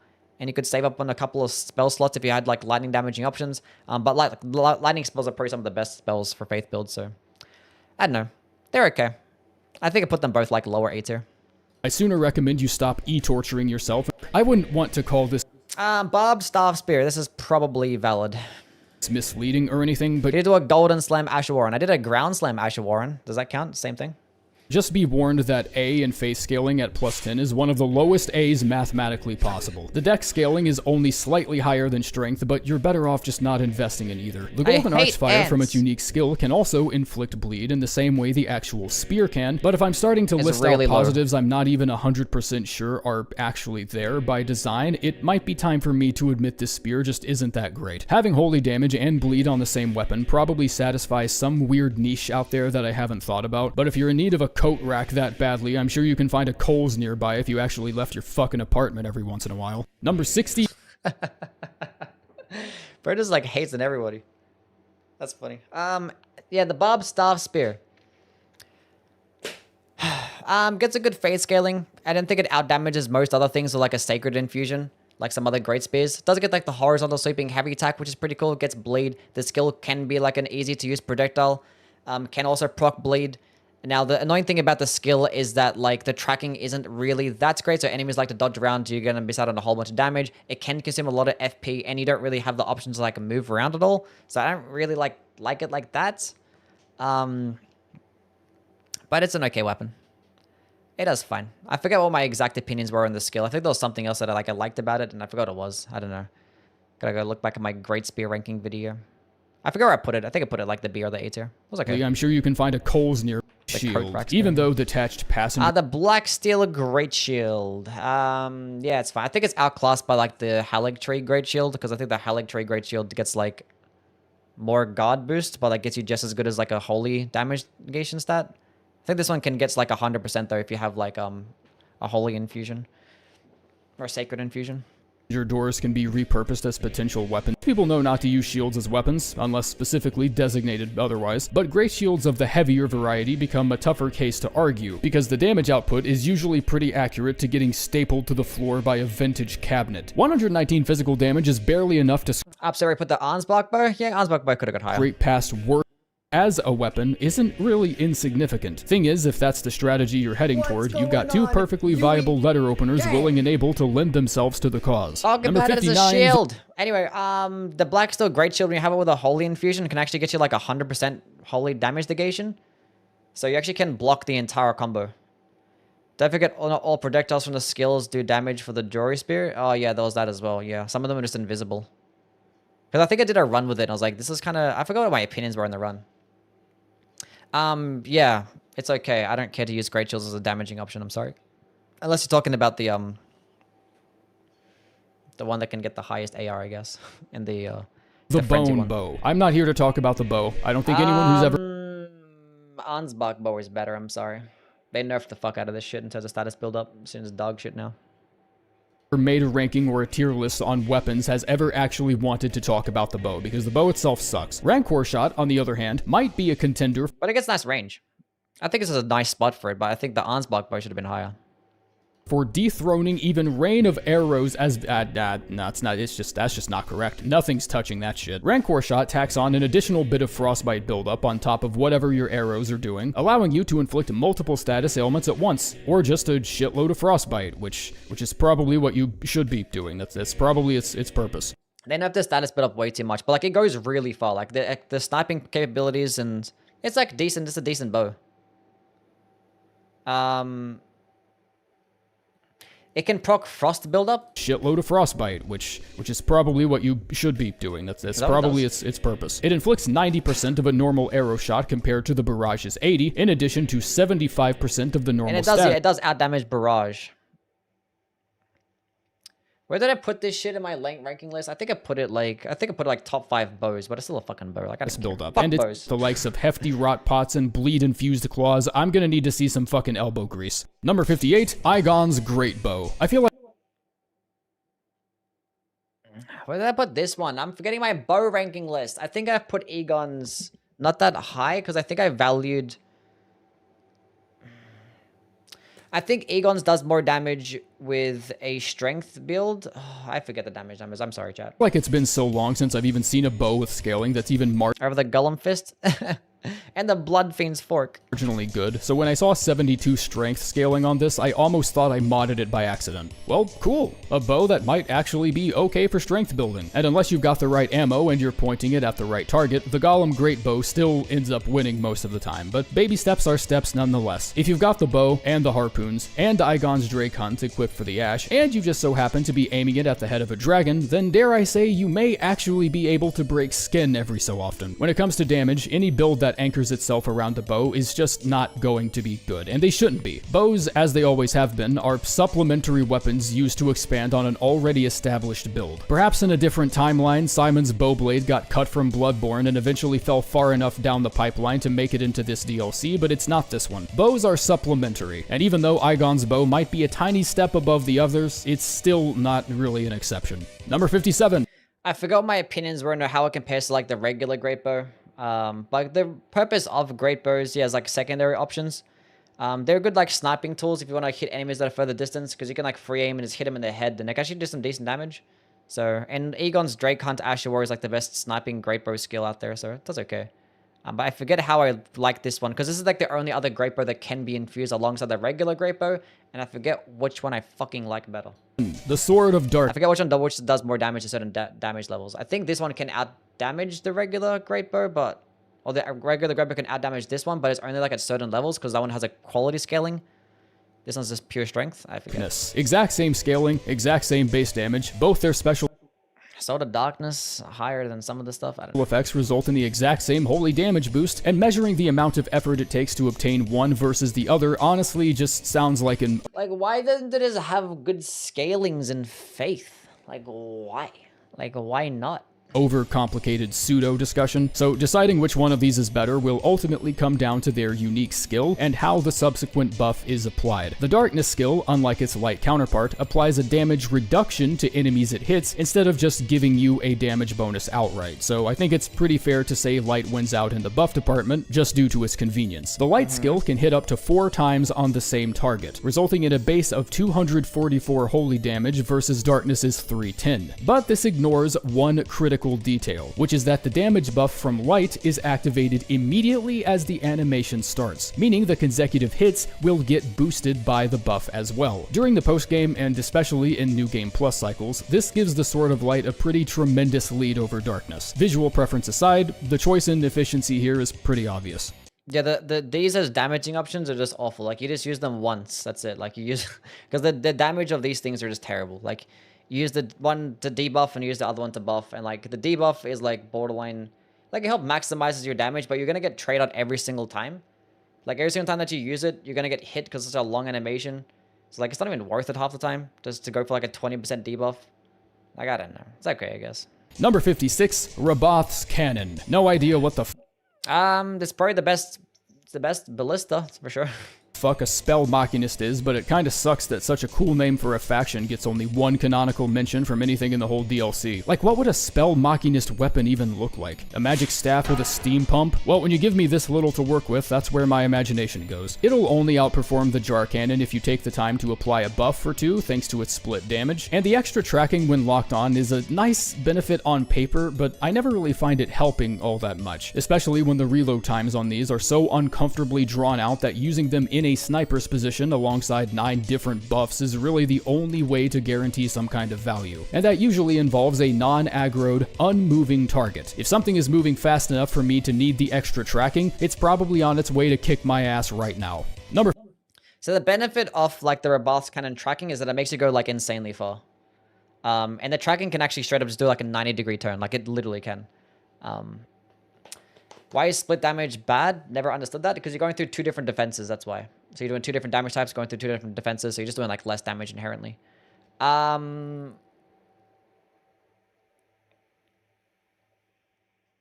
It does do less damage than the jar cannon, but like the tracking just makes it better. But it's a fucking ballista. It doesn't get any scalings. Like, I don't know. It gets fun to use. I don't think I'd use it over a Greatbow, honestly, in terms of a sniping option. But it's fun though. Fast enough. 5, Pole Blade. Pole Blade of the Bud. This is a valid spot, I guess. Of the Bud. I think you can say this one is underrated and still think it's pointless. I don't think those 2 positions have to be mutually exclusive. The alternate Halberd moveset helps with applying status, but the cannon above Arn's box? Yeah, that's what he said, yeah. So like, that's not the hottest take in the world, honestly. They're both fucking shit. Not shit, but they're both like, I don't know. I would put Arn's box up. I think Arn's box is the best bow. This one's probably the best crossbow or ballista, but like, I don't know. But doesn't completely make up for its lower than average build-up. The damage is pretty nice, the weapon skill always seems to hit something, and feels really great to control when... That's a good way to describe the skill. It hits something. You're not locked on to anything. Really, the only thing it's missing is proper arcane scaling, which isn't completely a fault of the weapon itself, rather the oppressive system it never consented to living under. And that'll probably never get fixed, because that would also mean rebalancing all the rot incantations, pots, greases, and scarlet rot infused non-stick kitchenware. Number 54.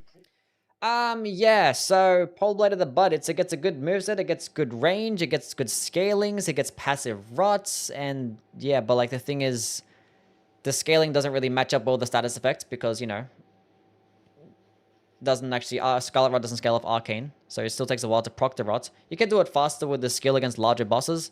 Like the skill, if that's the only purpose of the skill is to help proc Rot a little bit faster, then your weapon is kind of just mid overall. Like the weapon skill should have had like a harder hitting attack, honestly. It should have been a different attack. Especially because like Romina, when she actually uses this type of attack, she actually has like a 3-hit combo, but for us it's only a 2-hit combo. I don't know. It could have been a different attack. Something that actually hit a bit harder. Incantation, the Fire Knight Seal. Not the worst thing, I guess. 15% rot, yeah. See ya, Kara, you have a good one. Biggest leap in efficiency is seen between 60 and 80 faith, which is something I think you wouldn't expect to see on a seal that only needs... Yeah, the only benefit of this seal is to just boost the Fire Knight incantations, otherwise there's no point in using it. It gets like decent damage at higher levels, so if you actually were to purely use the Fire Knight incantations, you could have this as the primary option, otherwise just throw it on the offhand. That's about it. It's never going to outdamage things like the Godslayer seal. Needs 20. Actually, I think it does outdamage the Godslayer seal, but like only like at 80 faith, and at that point, Erdtree seal is better. 3 faith. Hold it alongside a the direct buff to your holy damage is... Sword of Light being here, the only purpose of it is just its buff, because this damage just sucks. So descaling in faith, the skill does awful damage. Like you just use it to buff your holy damage. So if you're using holy-based spells or holy-based skills as your primary option, you could just pick up this thing. It's a body buff. It's a way to just boost your holy damage. I guess it's cool. It's way more convenient than tying a debuff to enemies that are hit with... Fire Coil? I like Flame Serpent over Fire Coil. Flame Serpent is actually really good. And Mesmers is a good AoE. The skill, something like every weapon, thanks to its... Having the faith scale being another... Next! Is what this one is. You can find so many little... I don't like this weapon at all. I think it's like a B tier. Efficiencies with this hammer just by you put it in the middle, so it's about valid. Messing around with the affinities, because it always retains a sliver of scaling in faith and intelligence. You can go for the poison or bleed affinities if you consider yourself a Badied build, but Flame Art and Sacred remain great options for fans of the dick. The damage drop-off also does affect the hammer throws just like it would any other Smith script item, but the throw covers so much distance that you're very likely to just not ever go outside its effective range to begin with. It also incentivizes throws at close range, since the charging animation has a couple spins on it that also count as their own hits. Number 51. Yeah, it's just like... Thing is, with the Great Hammers, they get like good stance damage. They're perfectly fine. Their charged heavy attacks can get like some of the most stance damage. The thing is, with the Smith script to Great Hammer, obviously it turns it into like a much longer animation, and it makes the stamina cost incredibly high. Like the stamina cost is way too high in my opinion. Like it drains your entire bar. But it can do decent damage at closer range. Can outproc the multi-hit talismans. Can do about 40 stance damage, which is fine. And it can like send smaller enemies flying too. So like there are some instances where it's okay. It can help like stun lock. But like it's still mid damage, mid range. But like the weapon itself, not the projectile, obviously. But charging animation has a couple spins on it that also count as their own hits. Look at that stamina cost. Like, jeez, man. Like the damage is not that great for that stamina cost. But it's a free projectile, I guess. Whatever. It's okay. Number 51, Rellana's Twin Blade. Where would I put this bad boy? I don't know. I'd probably put it higher, honestly. They buffed it to... It's in a decent spot. It's still not better than Sword of Night and Flame, but I'd probably put it higher. This is pretty good. It's a good weapon. Blades. Not Twin Blade. Twin Blades. There's a difference. This is really just a quality affinity weapon with a flashy, colorful, unique skill. Leveling Intelligence will only increase magic damage on the main hand sword, and leveling Faith will only increase the fire damage on the other sword, leaving neither stat in a particularly comfortable position. The only real course forward you have here is investing in strength and dex, and just not using the unique skill attached to it, or investing in either intelligence or faith while only using one half of the attached skill. Both That's like one annoying thing. It's a super cringe to build around because it actually scales better off strength and dexterity. And you benefit more if you're just going to use the combos. But like the power sensing light greatsword combos aren't really that good. And you mainly want to use them for them skills, right? And the skills are going to scale purely off faith and intelligence. Unless you're at point blank range. Which is not going to really benefit much. You're not going to be in point blank range with the skills in most cases. So like, that's like the most annoying thing about them in my opinion. Is their scalings. Options are very uncomfortable and unwieldy to build around. Sword of Night and Flame always suffered from the same problem, albeit to a lesser extent, and I think that's just because... What did he say was his problem again? Or having to pick and choose type shit, yeah. But Sword of Night and Flame actually gets good scaling. So you get like a B scaling in both intelligence and faith. So it's like it's easy to build around. You just go into one or the other, or like go into both. As weapons capable of so many different damage types end up being spread way too thin in their scalings. On New Game Plus cycles, this easily becomes one of the greatest, most well-rounded weapons, but only because all your stats are so crammed that you could kill someone with a cream cheese donut if you wanted to. Number 50, the Great... Well, like, the skills are actually good. Let's talk about that. So the skills, the magic version can actually have quick animations, can go pretty far. Like, they actually buff them to have the range and the speeds be really good. So yeah, it's like a quick projectile option. Doesn't really consume much FP. Now, like, the entire combo of the magic version is still not going to do as much damage as, like, the magic version of the Sword of Night and Flame. But obviously, this one, you can cancel in between. You can track it as well. It's pretty decent. The magic-based version is meant as, like, an AoE. So, like, both skills complement each other pretty nicely.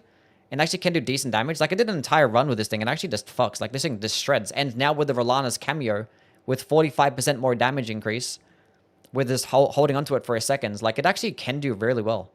It's actually decent. It's not that bad at all.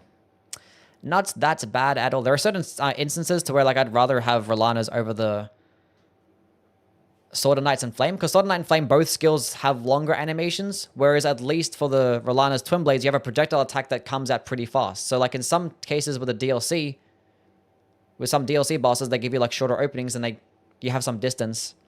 The magic version can actually be pretty good. Does well. Does well. So, yeah, I think it's like a solid 8 tier now, minimum. They're so crammed that you... on Lord. Well...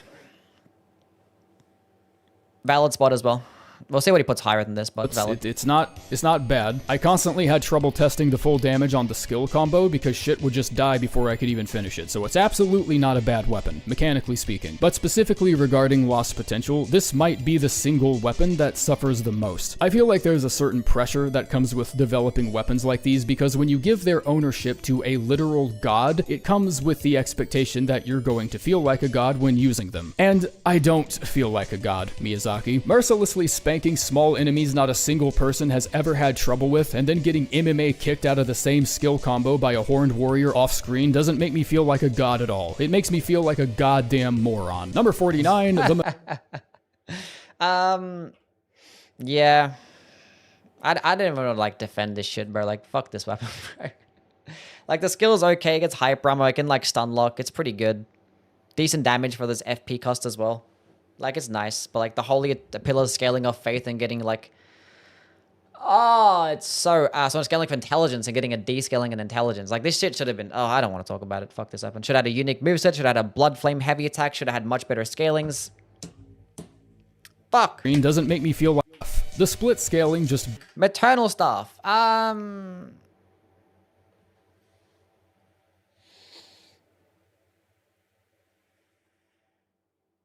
barely drags behind Prince of Death with 55 base scaling in both Intelligence and Arcane compared to the 58 like it's the best seen on the... It's the best int Arcane scaling staff. Actually, that's not even true. The fucking Albinauric staff actually gets better scalings in int Arcane. But this one actually boosts your finger sorceries and actually gives you better bleed build up for your bleed-based sorceries. And I think that's its only use, though. I think it actually does more damage at higher levels, though. So once you get to like 60 Intelligence Arcane... Actually, I think it's like 60 or 70 Intelligence Arcane. Then the Maternal stuff actually out-damages the Albinauric stuff. But that's it. Like, I think its only use is like an offhand option for the finger sorceries. Because how many people are going with an Intelligence Arcane build with like their 0 weapon options? Maybe like a magic-infused Blood Fiend's Fork. The Prince of Death staff, ultimately meaning this is really just another New Game Plus staff with a ceiling that can only be reached on specifically dedicated builds. But the sorceries it can boost tend to be much more useful and hit way harder than anything offered by the Death subtype, giving the staff a pretty tremendous advantage. With 80s in both stats, it also has scaling very similar to Lusat's staff, only without the extra FP usage. As far as its power in first run playthroughs, it takes 50 in both stats just to climb up to 276, which is pretty terrible, and with that Arcane level alone, it'll still lose to the Albinauric staff. It is pretty funny though that the Arcane scaling contributes to bleed buildup on Thorn sorceries. I mean, it absolutely doesn't. That sure was a funny joke that I just told, huh? Number 48. What, do they think that FromSoft is going to change that or something? I don't know. Yeah, I don't really care for this shit. It gets good damage at higher levels, but like at max level, the Prince of the Death stuff is going to outclass it, and if you like already have max intelligence, I'd rather just go into Faith instead of going into Arcane. Because there are more weapon options and you get access to like incantations as well. So I just rather go into that instead of Faith, Intelligence, Arcane, because you know there's 0 weapon options. Don't really doesn't that. It sucks so. That should have been way lower in my opinion. Serpent Flail is a valid spot being, I don't know, see what he puts higher. Bad that I have to put this as low as I am, because this might be the only flail I'll ever use in the whole game. In addition to being the only flail with a unique skill that's actually worth a shit, the high Faith scaling on +10 matches perfectly with its fire buff that also purely scales with Faith. The unique skill easily hard carries the entire flail multiple spaces above other flails, and pure Faith builds can very comfortably power stance. If it was a hammer, it would be S tier. But it's a fucking flail.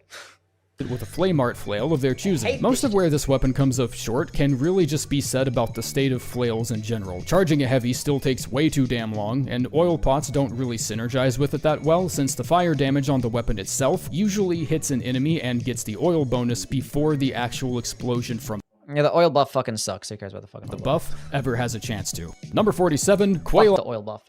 Yeah, Serpent Flail. I'm not sure if I would have put it higher. I'll see what he puts higher than this, but yeah. It's a respectable flail because the buff is actually pretty decent. It's like it buffs in an instant, lasts like 30 seconds, and it's like plus 90 fire damage. And it explodes in this pretty big AoE that scales off things like Shadow of Alexander and does pretty well. I think its best use is like with a power stance like jumping attack build. Does okay. Charged heavy attacks just suck so much of the flail. I hate them. Do you have ranked armor? No. Line's Greatsword. This thing looks like a fence post bucked in ampersand, and I don't know how to prove that's a compliment, but that's what it is. I was expecting the flame art affinity. It's basically just like, it's if you want to go with a Faith build and use a heavy thrusting sword, I guess, then this is a good option. Because like the most range in class, but like the damage for like everything else is not that good because it gets that split fire damage. So this is meant for like a Faith build, I guess. That's it. But even then, like if you want to use a Faith build and use some fire-based or flame art-based skills, like Flame Spear or Flame Skewer, it's going to be better with like a heavy thrust, or going to be better with a Colossal Sword anyway, so I don't know. It looks cool though. To be nuts, but the A scaling for Arcane on the Occult Affinity was a pleasant surprise. Also, I should probably make a little footnote here that even though this weapon's description doesn't really say anything about it, the Mesmer-themed lineup of weapons have this little quirk that like doubles the potency of Mesmer Fire Grease versus using it on any random Joe Schmo shish kebab. And seeing how the sword already sort of leans in the direction of a Grease-themed build with its 153 Arcane scaling on its Occult Affinity, keeping your pockets lined with various status and Mesmer Fire Greases could result in a pretty effective build. Number 46, the Obsidian Lamina. Scythes have always passed under. How much more damage does it actually get though? Obsidian Lamina. That's a valid spot too. The radar, and they're mostly seen as a hard backstep from their previous iteration from Dark Souls 3. You can't buff things with an Occult Affinity? I think I was talking about just like buffing it in general, not just with a specific affinity. The moveset was faster, and they were just all-around better weapons. The Obsidian Lamina doesn't really do anything to challenge that, but it does manage to be pretty damn good for a scythe. It's the only other scythe with the alternate heavy attack animation that strikes multiple times, making it ideal for status buildup, and the unique skill used to fart through stamina like my conservative uncle's Ford Bronco, but that's mostly been fixed. 108 dexterity scaling is only enough to bring it up to a high B, serviceable and way more than enough to save it from any large pitfalls in the damage department, but the skill does feel kinda slow at times, and it's really easy to overcommit to the full combo when you probably shouldn't. Not counting the unique skill, the Bloody Hellas seems to take the lead pretty handily. Number 45. Yeah, the Bloody Hellas outclasses this in every single which way. Like the Bloody Hellas is the better weapon type, it gets the better damage types, it gets more damage, it gets a better arcane scaling, gets better bleed build up, the skill lunges further, does more stance damage, is a quicker animation. It's just better in like almost every single way. The only thing that's the Obsidian Lamina does better is the dodge. The dodge can actually go in like every which direction. You go like left and right and keep spamming it over and over again. Whereas like Bloody Hellas can only dodge backwards, but you can like unlock, I can like lock off and just, you know, do it anyway. So it's fun though. But I don't know, I should have like a better arcane scaling. It's kind of hard to balance it when it works the exact same way as the Bloody Hellas, you know. But it looks cool. And it's good. So if the Bloody Hellas didn't exist, I'd probably put this thing higher, but it does, so. Shouldn't. Not count Knight's Twin. Death Knight's Twin Axes. There's a lot of weapons that I'd rather have than this one. I'd probably put it like around about here, you know. I think things like the Blood Fiend's Fork and even some of the Perfume bottles are probably value a bit more. And the Golem Fist, definitely. twin axes. The lightning scales with faith, making it one of the only weapons in the entire pool to have lightning damage that isn't impacted by dexterity. So if you already have a nice Dragon Cult Incantation build carved out for yourself, and you like firmly placing heavy ass shit on the top of someone's head, which I would wager is a lot of us, then have fun with one of the only weapons in the whole game that can scratch both itches at once. Strength should still be a priority since the total scaling is just a hair higher than faith, but I'd still consider ignoring them if you're gunning specifically for a Death Knight build when the long half-dash is a hop and a skip away. Outside of its easy requirements and highly spammable unique skill, most of the weapon's potential gets suffocated by one of the worst two-handed movesets animation in FromSoft's computer files. Number 44. It fucking is so bad. I cannot believe that we had such a perfectly fine power stance, hammers, and fucking axe combos in some other games like Dark Souls 3, and then they go ahead and make some shit like that. Why is the Great Katana at 44? Anyway, let's go talk about the twin axes. This shit is dog shit because it obviously with its terrible moveset, but like the long heart version just outclasses it because it gets like the much better skill.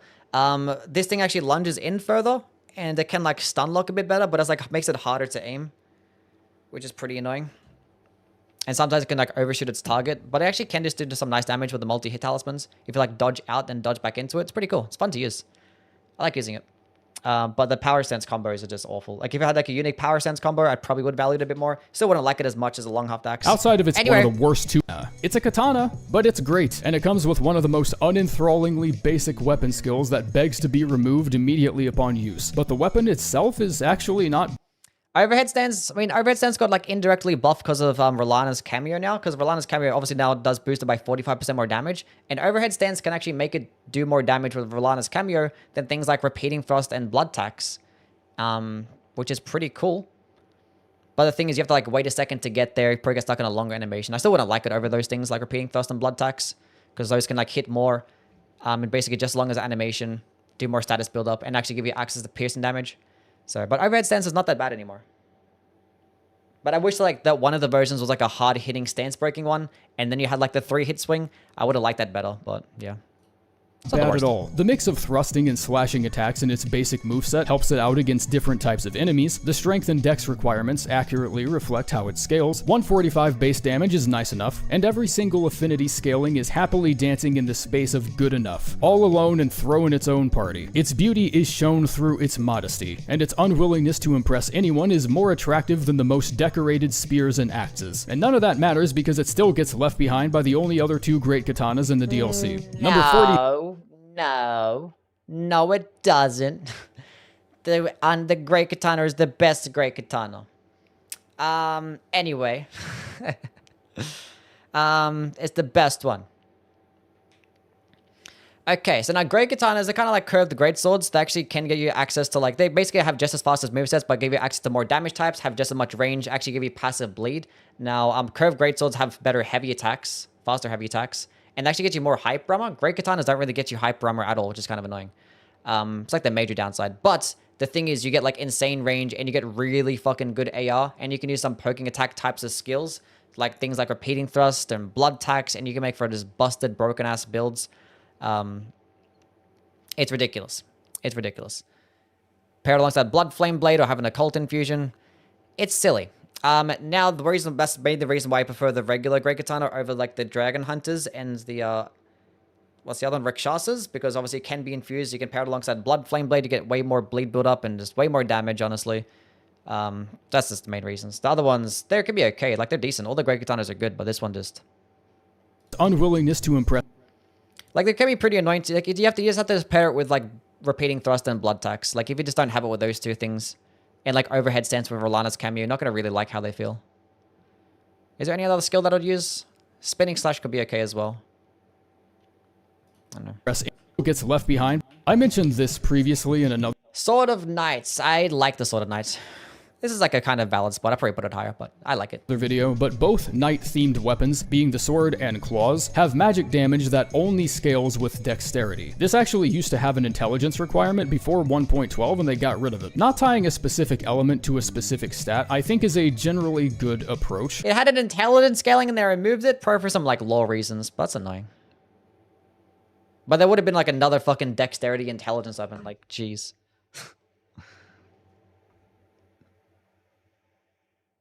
33% of the Great Katanas gets lots of hyper armor. Yeah. The Rakshas's Great Katana gets hyper armor. It's pretty cool. Unfortunately, you take bonus damage in return, but... Maybe I want to be an intelligence user and also fling holy golden spaghettios at people, and I get the DLC likely intended for every build to have access to every type of damage, but this shit is just way too confusing. Promised Consort does holy damage while the swords themselves are magic and scale with intelligence. Gazing Finger scales with intelligence more than Faith, but the unique skill benefits equally from both. The Fire Spark Bottle is actually scales more of Faith. A pure fire weapon that scales only off of Dex, which is just funny as fuck. The Ancient Meteoric Sword and Flowerstone Gavel both have arcane scaling. Whoever made the Smith script items just didn't give a shit. And every single sleep weapon in the game has an intelligence requirement with no arcane scaling. I'm not criticizing that there's something for everyone. I think that part's cool. A little bit of clarity would also be cool, is all I'm really... I mean, sure, there's lore reasons as to why all this shit's fucking happening, you know? Like... I don't know. I didn't fucking think about it too much. Like, the damage type situation in this game is just fucking stupid based on, like, all, like, the way things scale. I think there would be lore reasons for, like, at least 90% of them. There's some things that just don't make any fucking sense, though. But as for the Sword of Night, actually pretty good. The skill actually can lunge in pretty far, can stun lock enemies. The fact that it can be fully charged automatically makes it better because, you know, it's bonus damage. You can work with the Godfrey's icon. My biggest downside about the fully charged version is that it looks like it hits like many times, but it's still only a 3-hit combo, so therefore it does just as much bleed build-up fully charged as it does uncharged, but it does have like a more of a hitbox, so it actually hits like all around you. Pretty cool. But I like it. It doesn't get like the highest amount of AR compared to like a lot of the other dexterity-based katanas, but it's cool. It's fun to use, it can stun lock, and you can like outspace enemies and like lunge in towards them. It has like a higher skill ceiling. I like this one. It's like a decent spot for it though. I might put it a bit higher, but we'll see. Saying. Number 42, the Black Steel Twin Blade. Further holy imbuement will increase the armament's power, huh? Alright, let's take a look at the Sacred Affinity. So I think that might be bullshit. Oh wait, no it's not. This bitch has 264 base holy damage. Never mind, shit's insane. As far as imbuement goes, other holy weapon buffs seem to further boost its holy damage, but only on the standard affinity since you can't really buff an infused weapon. This results in the buff getting around twice its usual efficiency versus using it on other weapons, and Twin Blades already seem to be the way to go here since flat damage buffs always work better on weapons capable of fast and frequent attacks. Wow, you know what? I'm impressed. I legitimately didn't think this would do shit. But as it turns out, the Sacred Affinity might not be the play for this one. Who needs 264 holy damage when you can just take the standard affinity, fire up the old Order's Blade, and start usurping some fucking thrones? Number 41, the yeah, so it could be like one of the highest damaging, if not the highest damaging Twin Blade before that reason. Obviously with a Faith build actually can be pretty good as well. You can just fuck up a whole bunch of enemies. With the Power Sensing Twin Blade build, does pretty well. It also gets the same moveset as the Godskin Pillar with that cool like poking attack moveset. Now, for the most part, being that the Godskin Pillar is just more versatile with different types of builds, I'd probably just value that one more because this one's a bit more shoehorned into this either having like, you know, Order's Blade buff, which can be pretty annoying to try and keep, you know, maintaining a buff, or just a Faith Infusion, which if with a Faith Infusion, I'd rather have Euphoria. But Euphoria is mainly meant for like a two-handing option, so if you want to Power Sense Twin Blades, which could be an optimal pairing, I guess this is good with a Faith build. I think that's its only use though, so I think this is like an okay spot for it. I put it a bit low. I don't know. Fire up the old Order. So earlier on the list, I would have Blade and start lacking a few particular things. Bond Warrior's Greatsword. It's okay. It's like a worse version than Stormcaller in my opinion. But completely outclassed because it goes further and has like a faster animation. Or doesn't get stuck in a longer animation, excuse me.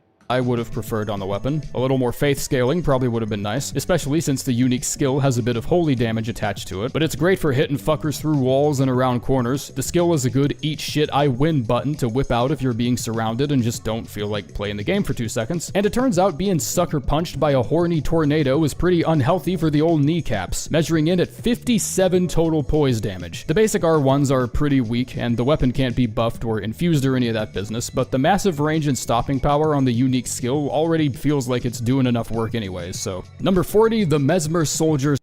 It's not too bad. It's not too bad.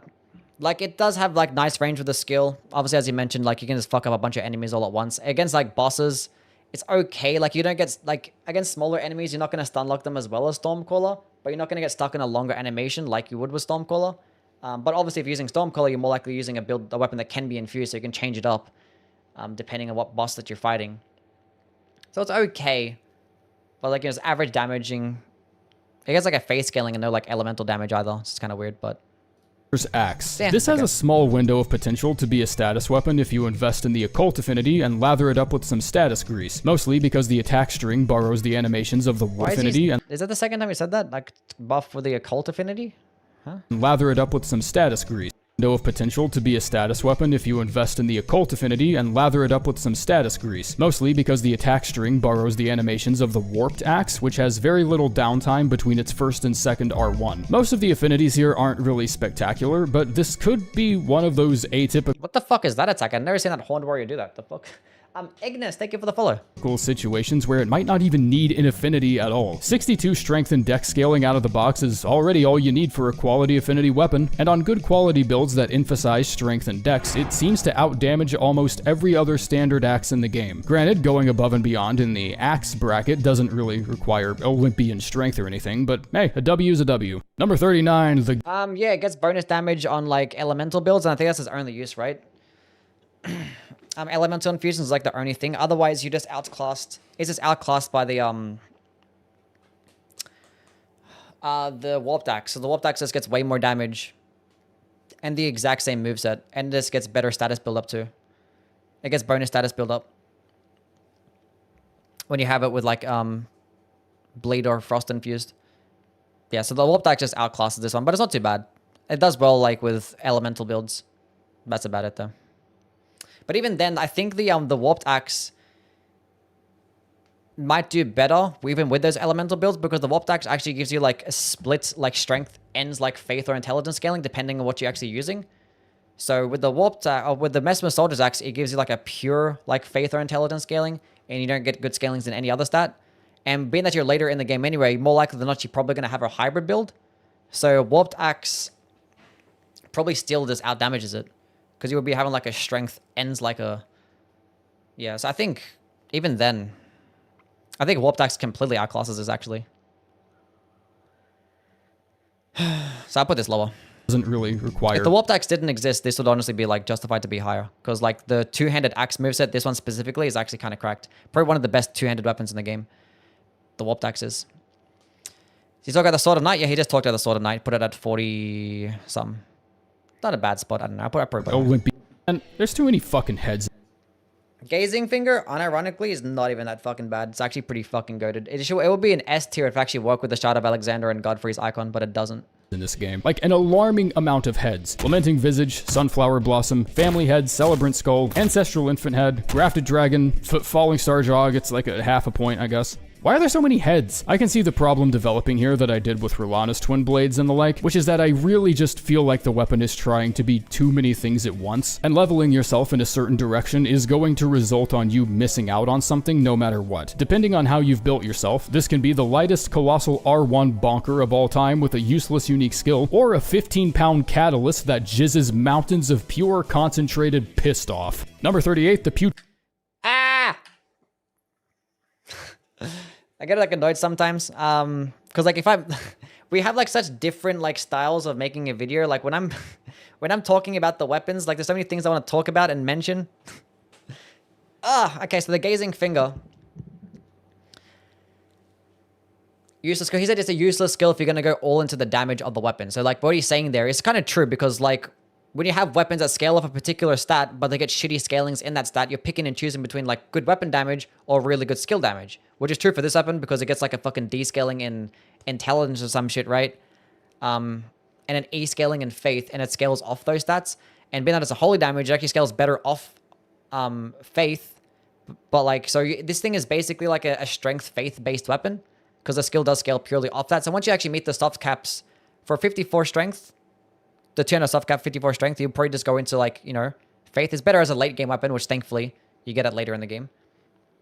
So this thing is honestly more of a strength faith. It does scale with its skill somewhat off intelligence too, but it's mainly faith, which is like the best part about it. But the thing is, he mentioned it there as well, is that it's like a really light weapon. Like it's a really light colossal weapon. It actually gets you like some of the highest stance damage too. Because like some of the colossal weapons get you like lower stance damage, some get you higher. Typically like the axe colossal weapons will get you lower, and the hammer colossal weapons get you higher. And this one's like one of the hammer ones. And it gets like the downward slam heavy attack, which is honestly, it's similar animation to like the Great Club and the Blood Fiend's arm, but it's like slower, which is kind of annoying. But the follow-up heavy attack does actually have you like stay on your knee, so some attacks couldn't go over your head. Pretty cool. But the skill is still the best part about it. Because it actually goes really far, goes through walls, actually can do decent damage. It like sends smaller enemies flying in the air. Like I did an entire run with the skill. It was honestly really easy. It's kind of similar to like Wave of Gold. But probably like a bit longer of an animation. Doesn't go as far, but actually can do more damage. And can stun lock a bit better. The only downside is that it doesn't work with the Shard of Alexander or the Godfrey's Icon. So like, it still does decent damage, but it doesn't actually work with those things. So like, if this thing had a bit better of a faith scaling, and also, if you want to build around the skill, you have to use holy damaging buffs, and the weapon gets split magic damage. So, like, you kind of just, yeah, you're kind of picking and choosing for the most part between, like, good skill damage and good weapon damage. So it gets pretty annoying. But if I actually work with those things, this thing would be, like, really good. Like, I put it into, like, a lower A tier right now, despite it being bugged. So it's annoying to build around. It's fucking cringe, and it's bugged at the moment. So I could never be in the S tier. Well, it depends. If, like, when it works with things like Shard of Alexander and Godfrey's Icon, it could be S tier, because that'd be a lot more damage. Catalyst that at 40 strength and... I don't really like this weapon like that. I just think it's outclassed by Wild Strikes. It does have some things that it does better. Like, it hits, like, more times successfully with particular types or certain parts of the skill. Like, it's okay. It's kind of hard to rank this one. Especially because, you know, it's an arcane scaling weapon that gets frost, and it gets, like, shitty frost build-up. It's like, why does it have an arcane scaling? I don't know. Arcane, it has the highest physical AR of any great axe, not even including the magic damage. Really good, yeah. The unique skill is good for poise breaking too. I guess it's just, okay, I was kind of hamming up my annoyance at some of the item descriptions on the shields and the black steel twin blade and whatnot, and the twin blade description is... Any of the Death Knight weapons good? Yeah, the Death Knight long half axe is good. Good, that one's fine. But now I just feel like I'm being poked with a stick. Gains power from the wielder's arcane attribute is the kind of line you only write because there's someone asking you, why does this weapon need arcane to work? Like, usually there's at least some amount of exposition on why it works the way it does or needs a certain something, but on here it's just, fuck you, level arcane. Honestly, I would have respected more if it literally just said scales with arcane. Like, no immersion or flavor whatsoever. Just, hey, Jizz Chief, you see this letter D right here by the word arcane? Can you guess what that means? And it's like not even the highest scaling on the fucking weapon either. So like, why the theatrics? What's the point? Number 37, the Smith's... Yeah. It's just outclassed by like a cold rusted anchor with wild strikes. Does better, honestly. Why do you put it that high though? Maybe because it likes the stance break potential? I don't know. Script Circ. Damage is pretty crap. Effective range, Gargle's piss. But throwing 2 projectiles at close range instead of 1 ends up being unusually strong. It got a range buff on 1.12.3, and the sweeping nerf to backhand blades from 1.14 affected just about everything except the throwing attacks. Bishop over the Great Katana? Look, I would probably put the Smith Script Circs around about here. Like, I think this is a valid spot for it, but like, yeah, some things are probably a bit too low. But the Smith Script Circ is one of the best. As I mentioned with the Smith Script Spear and the Axe, like they're good for their uncharged heavy attacks because their way to just like shoot out a quick projectile, doesn't consume FP, hit enemies when they get a bit further away from you, stops enemies from regenerating poise, and the Smith Script Circs actually do it the best because you're throwing out 2 weapons, so it's just gonna do like fucking like twice as much damage. Actually pretty good, and it actually gets tracking too. The other ones don't get tracking. This is actually a tracking heavy attack projectile. Now, having them like fully charged doesn't still really make them do that good of damage. And the thing is, the backhand blades heavy attacks are actually really good. So you're kind of removing a really good attack and just gaining a projectile. Instead, gets new blurps. No. And also the guard counter is okay as well, I guess. It's a bit okay. Can like serve as like a projectile guard counter. Pretty funny. And I think the damage was like pretty mediocre for the most part. So it's like, I think it's like the worst out of all the backhand blades, but it's not bad by any means. On the Circ. We've also finally bumped butts with our first S scaling on the whole list at 183 dex scaling with the Keen Affinity. The Smith Script is the only That's like worse than like the fucking regular backhand blades. My god count is still bugged with them though. Bugged how? Backhand blade with such a noticeable damage deficit specifically because they have a ranged attack, and the Keen Affinity closes that gap very comfortably, allowing it to compete with the Curse blade and the standard backhand a bit more directly while still only weighing 2 pounds. Throwability is really the only edge that Smith Script weapons have over their competition, so you might as well stop caring about diaper chiefs on the internet that judge you for spamming attacks because that's kind of what it's there for. Number 36, the Star-Lined Sword. Why do that looks cool as hell. Shit weapon though. Not shit, but While the mages get the cool shit they just flat out don't need. You know how many katanas holy users have? Bullshit, that's how many. Fucking Poison got a katana before a whole ass damage type. And due to its length, the basic attack chain really isn't even that. Not only is it not a single Faith katana in this game, but it's not even a single Faith katana in the entire fucking FromSoft catalog. Not a single one. No Dark Souls game, Demon Souls, not a single Faith katana at all. Not one. Good. Now, we all know why you're using this katana if you pick it up, and it doesn't even scale that much with intelligence. Granted, scaling only with weapon level makes things way more convenient and results in the weapon being much easier to use as a whole, but considering this is a weapon with close ties to something like the demi-humans, I guess that's to be expected. God damn it, the fuck? The demi-humans have their own katana now, and even still, it's just the aquamarine dagger with a bigger dick. It's a katana with a— That is actually true. It is kind of like the aquamarine dagger. But doesn't the aquamarine dagger just not consume FP though? It gives them like a cool stance. Aquamarine dagger was so fucking swish. That was cool as hell. Anyway, I don't really like this shit like that, honestly. It gets like pretty mid damage. Like it gets a descaling in intelligence. It's just outclassed by like the Moonveil in almost every single instance. It does? Okay. What didn't consume FP? I think it was Freighter's Scythe. So that was like a skill that doesn't consume FP, right?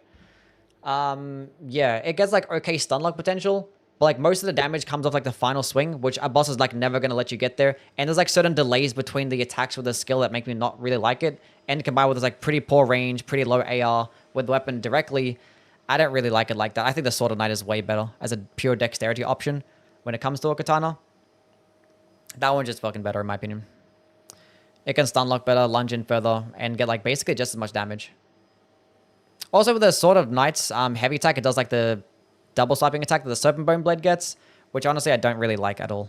Because like the skill already gets like a horizontal swiping attack and a stun lock potential. It's like there's no real need for it. Would have benefited more of just like a poking attack instead. With a 6-hit anyway, unique yeah, I don't like attack power. That one should have been way lower in my opinion. Some other things are way better than this one. Bonus that can stack with all the other poison buffs in the game, Poison Hand being here is valid. Probably would have put it maybe a bit higher, we'll see. Including Mushroom Crown. So even if the AR per strike isn't that good, it's still worth it on a high arcane build just because every little boost is going to help you. It is deadly poison though, so detonation tools like Poison Moth Flight won't have as much juice behind it. But the buff works even if you don't meet the arcane requirements, which I'm not sure why you wouldn't want to. Arcane is pretty important if you actually want to proc the status, but as long as it's somewhere in sometimes, but like this is what I was talking about before with the deadly poison perfume bottle. You don't actually need to have an arcane build to just the benefit of using these types of buffs. You can just use poison perfume bottle without the arcane requirement, proc poison on yourself, and actually proc all these buffs alongside the Kindred of Rot and Mushroom Crown. Pretty cool. But yeah, any single time that you actually have an arcane build, I would just recommend going with this, because at the very least, you could just use the very cheap skill and probably proc poison in like 1 or 2 hits, and then you can instantly proc deadly poison. And when you proc it, you get a damage boost too, of like at least 7%. So like any single arcane build, I would just throw it into the offhand, whether it's poison or not. It's good. Your quick select while something gets poisoned, you will get the boost. As a primary option, it's okay. Like this is like some instances, like I think I made it build around like the Rock Heart transformation, and it's going a pure arcane build just using this thingy because it's really light and it was a good pairing with the Blue Dancer's Charm too. So I was like, there's like some uses for it, but like in terms of its moveset, it's very much just outclassed by the Starfist because it's the same thing, but the Starfist can just get more damage, more versatile. Within the Cult Infusion is probably just a better arcane weapon too, because it gets bleed. So good. Yeah, I don't want to wear. Can be infused with Crag Blade, so. This shit. Just think about the. It's alright. It's like a solid A tier. Shield. The shield. Dueling shield. It's great. It's just outclassed by the Carian thrusting shield, so this is a valid spot too. Shield strike weapon Ash is a bit awkward to get used to. The guard boost seems to get tanked even further than what's normal on most infusions, and you find both dueling shields in roughly the same place, leaving the varying limitations on the plain dueling shield feeling very confusing and mostly just unnecessary. Unless you've decided to sign up for the cult of counterattacks, I'd probably just put this away. And even then you've still got the Carian shield that seems to do twice the work. I mean, it's a dueling shield. It's still at least good. Like, building around it properly still lets you abuse one of the most tyrannically heavy-handed guard counter strategies introduced in the DLC. But choosing this over the Carian thrusting shield means sacrificing improvements to literally everything. So just, it's good, but don't. Yeah, so like the fact that it doesn't get split damage means that it can just get more damage in general. So like if you want to pair it alongside some like damaging types of skills, it can just out-damage the Carian thrusting shield. But the thing is, the benefit of having a thrusting shield to begin with is its blocking potential. So being able to like trade out with bosses or trying out with enemies while you're doing like a guard countering build or like shield poking in general, you want to have better blocking. And the Carian thrusting shield just gets way better blocking, better physical damage negation, and it gets higher guard boost. So it's just a much better version than this one. This one can get more damage though. So like there might be some particular builds out there that you could benefit off. And if you're going to pair it alongside things like Scholar Shield or Barricade Shield, Ash War anyway, maybe you don't need that extra bit of guard boost. Who knows? Solution here is pretty simple. Number 33, the Greatsword of Damnation. He's talking about, he incorporates PvP into these lists as well, doesn't he? I don't know. Fuck you. I'm getting sick of this. It's a corkscrew, okay? It's a threaded... He's so mad, it's funny. Screw with overly dull edges everywhere except the tip of the sword, and it deals standard damage. Do I need to get the fucking belt? Strangely enough, that's kind of the only thing I can find wrong with it. Its unique skill has a specific interaction with NPCs and player characters that makes it usable both on and offline. Absolutely fitting considering its owner was the lord of an incantation subtype that has the exact same benefits. Not one of my favorite weapons, it's really not even my favorite greatsword, but it's a weapon with functions I have respect for. I'd have a little more respect for it if its requirements actually represented its higher strength scaling, but it's a fine primary armament. Number 32. Yeah, so the Greatsword of Damnation, and obviously we're talking about its PvE uses. PvE is basically useless because the whole thing is a grab attack that's just meant against, you know, player characters and NPCs. Now, outside of NPCs, I don't really value it as much because it's a strength faith option, and it gets like a physical holy damaging AoE. So therefore, it has to scale, compete with things like Marika's Hammer and Ordovis's Greatsword, and I don't think it's going to win that at all. Especially because that, like, most of the damage is going to come with a follow-up attack, and in that instance, you're on the ground and actually can get staggered out of it too. So, it's okay, but, like, I wouldn't like it more than Ordovis's Greatsword, because, like, it's very similar scalings, and you just get a much better AoE. Anvil Hammer, this is not a bad spot for it either.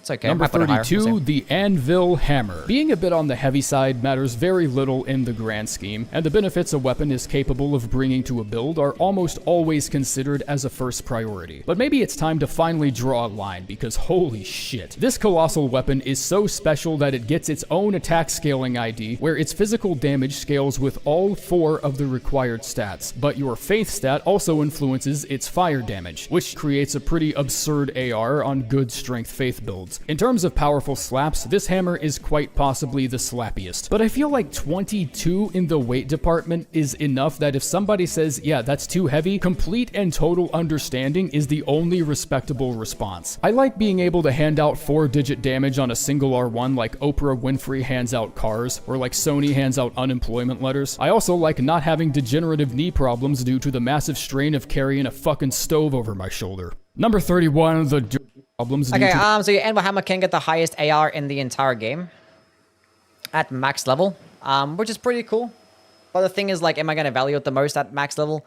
Probably not, because one, still split fire damage, so any single instance where you're fighting enemies weak to fire damage, or like in the water, you're probably not going to get the highest amount of damage. And its skill in smithing art speeds is okay. It's fine.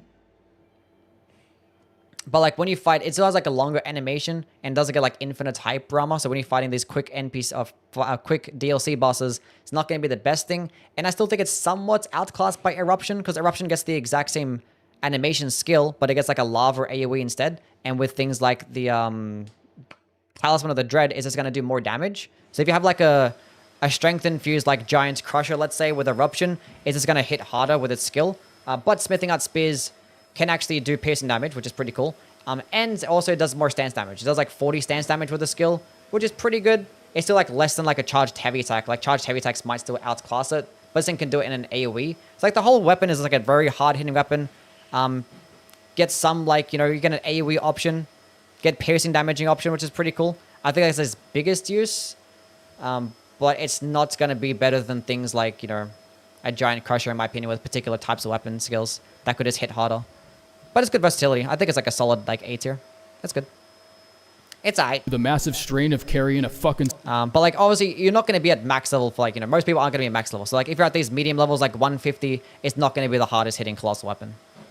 And the only reason it gets like good at max level is because it has scalings in 4 different stats. So no, just shut up for a minute. I'm curious as to how many people might actually be pissed off at me for putting this here. I'm willing to consider this a take of the mildly humid variety, but I have a slight suspicion that this started as an underrated seal with a comfortable niche nobody was exploring, and just way too many people tried to course correct by saying it was S tier, and it's not. I'm sorry, it's not. This is where I think it belongs, and I'm gonna explain why. It uses a scaling progression similar to the demi-human staff, where its best performance is seen on the lower half of the stat ladder, specifically between levels 27 and 40. One of the biggest reasons this works so well actually scales all the way up to 50. It's like 52 or 53 or something like that.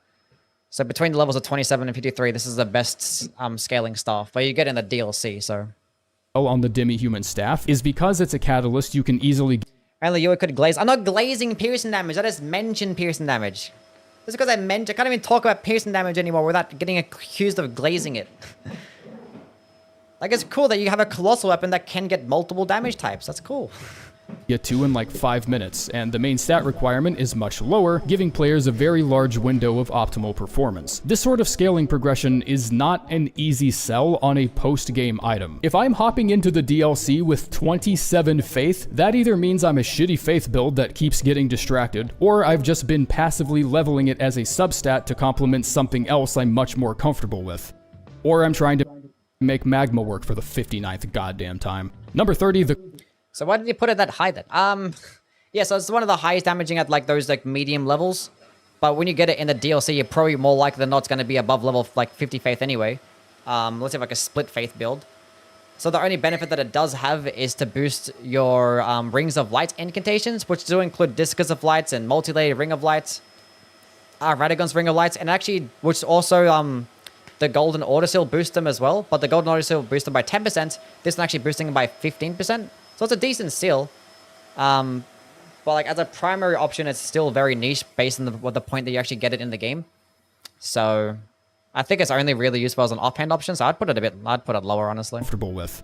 Or I'm becoming increasingly grateful. Curse Blade Cirques. Not that bad of a weapon. I probably put it around about here too, yeah. This game doesn't come with a durability meter like its predecessors, if such a thing were even possible. This Cirque looks like someone flattened a Pepsi can with a hydraulic press, cut out the center of it, and then started using it as a weapon. And it somehow still gets better guard boost than at least 2 small shields in the game. If you're into guard counters, but think you're also above using shields for some reason, the Curse Blade Cirque can go surprisingly far. The unique skill might require the traffic clearance of an airplane, and I'm not crazy about the recovery time.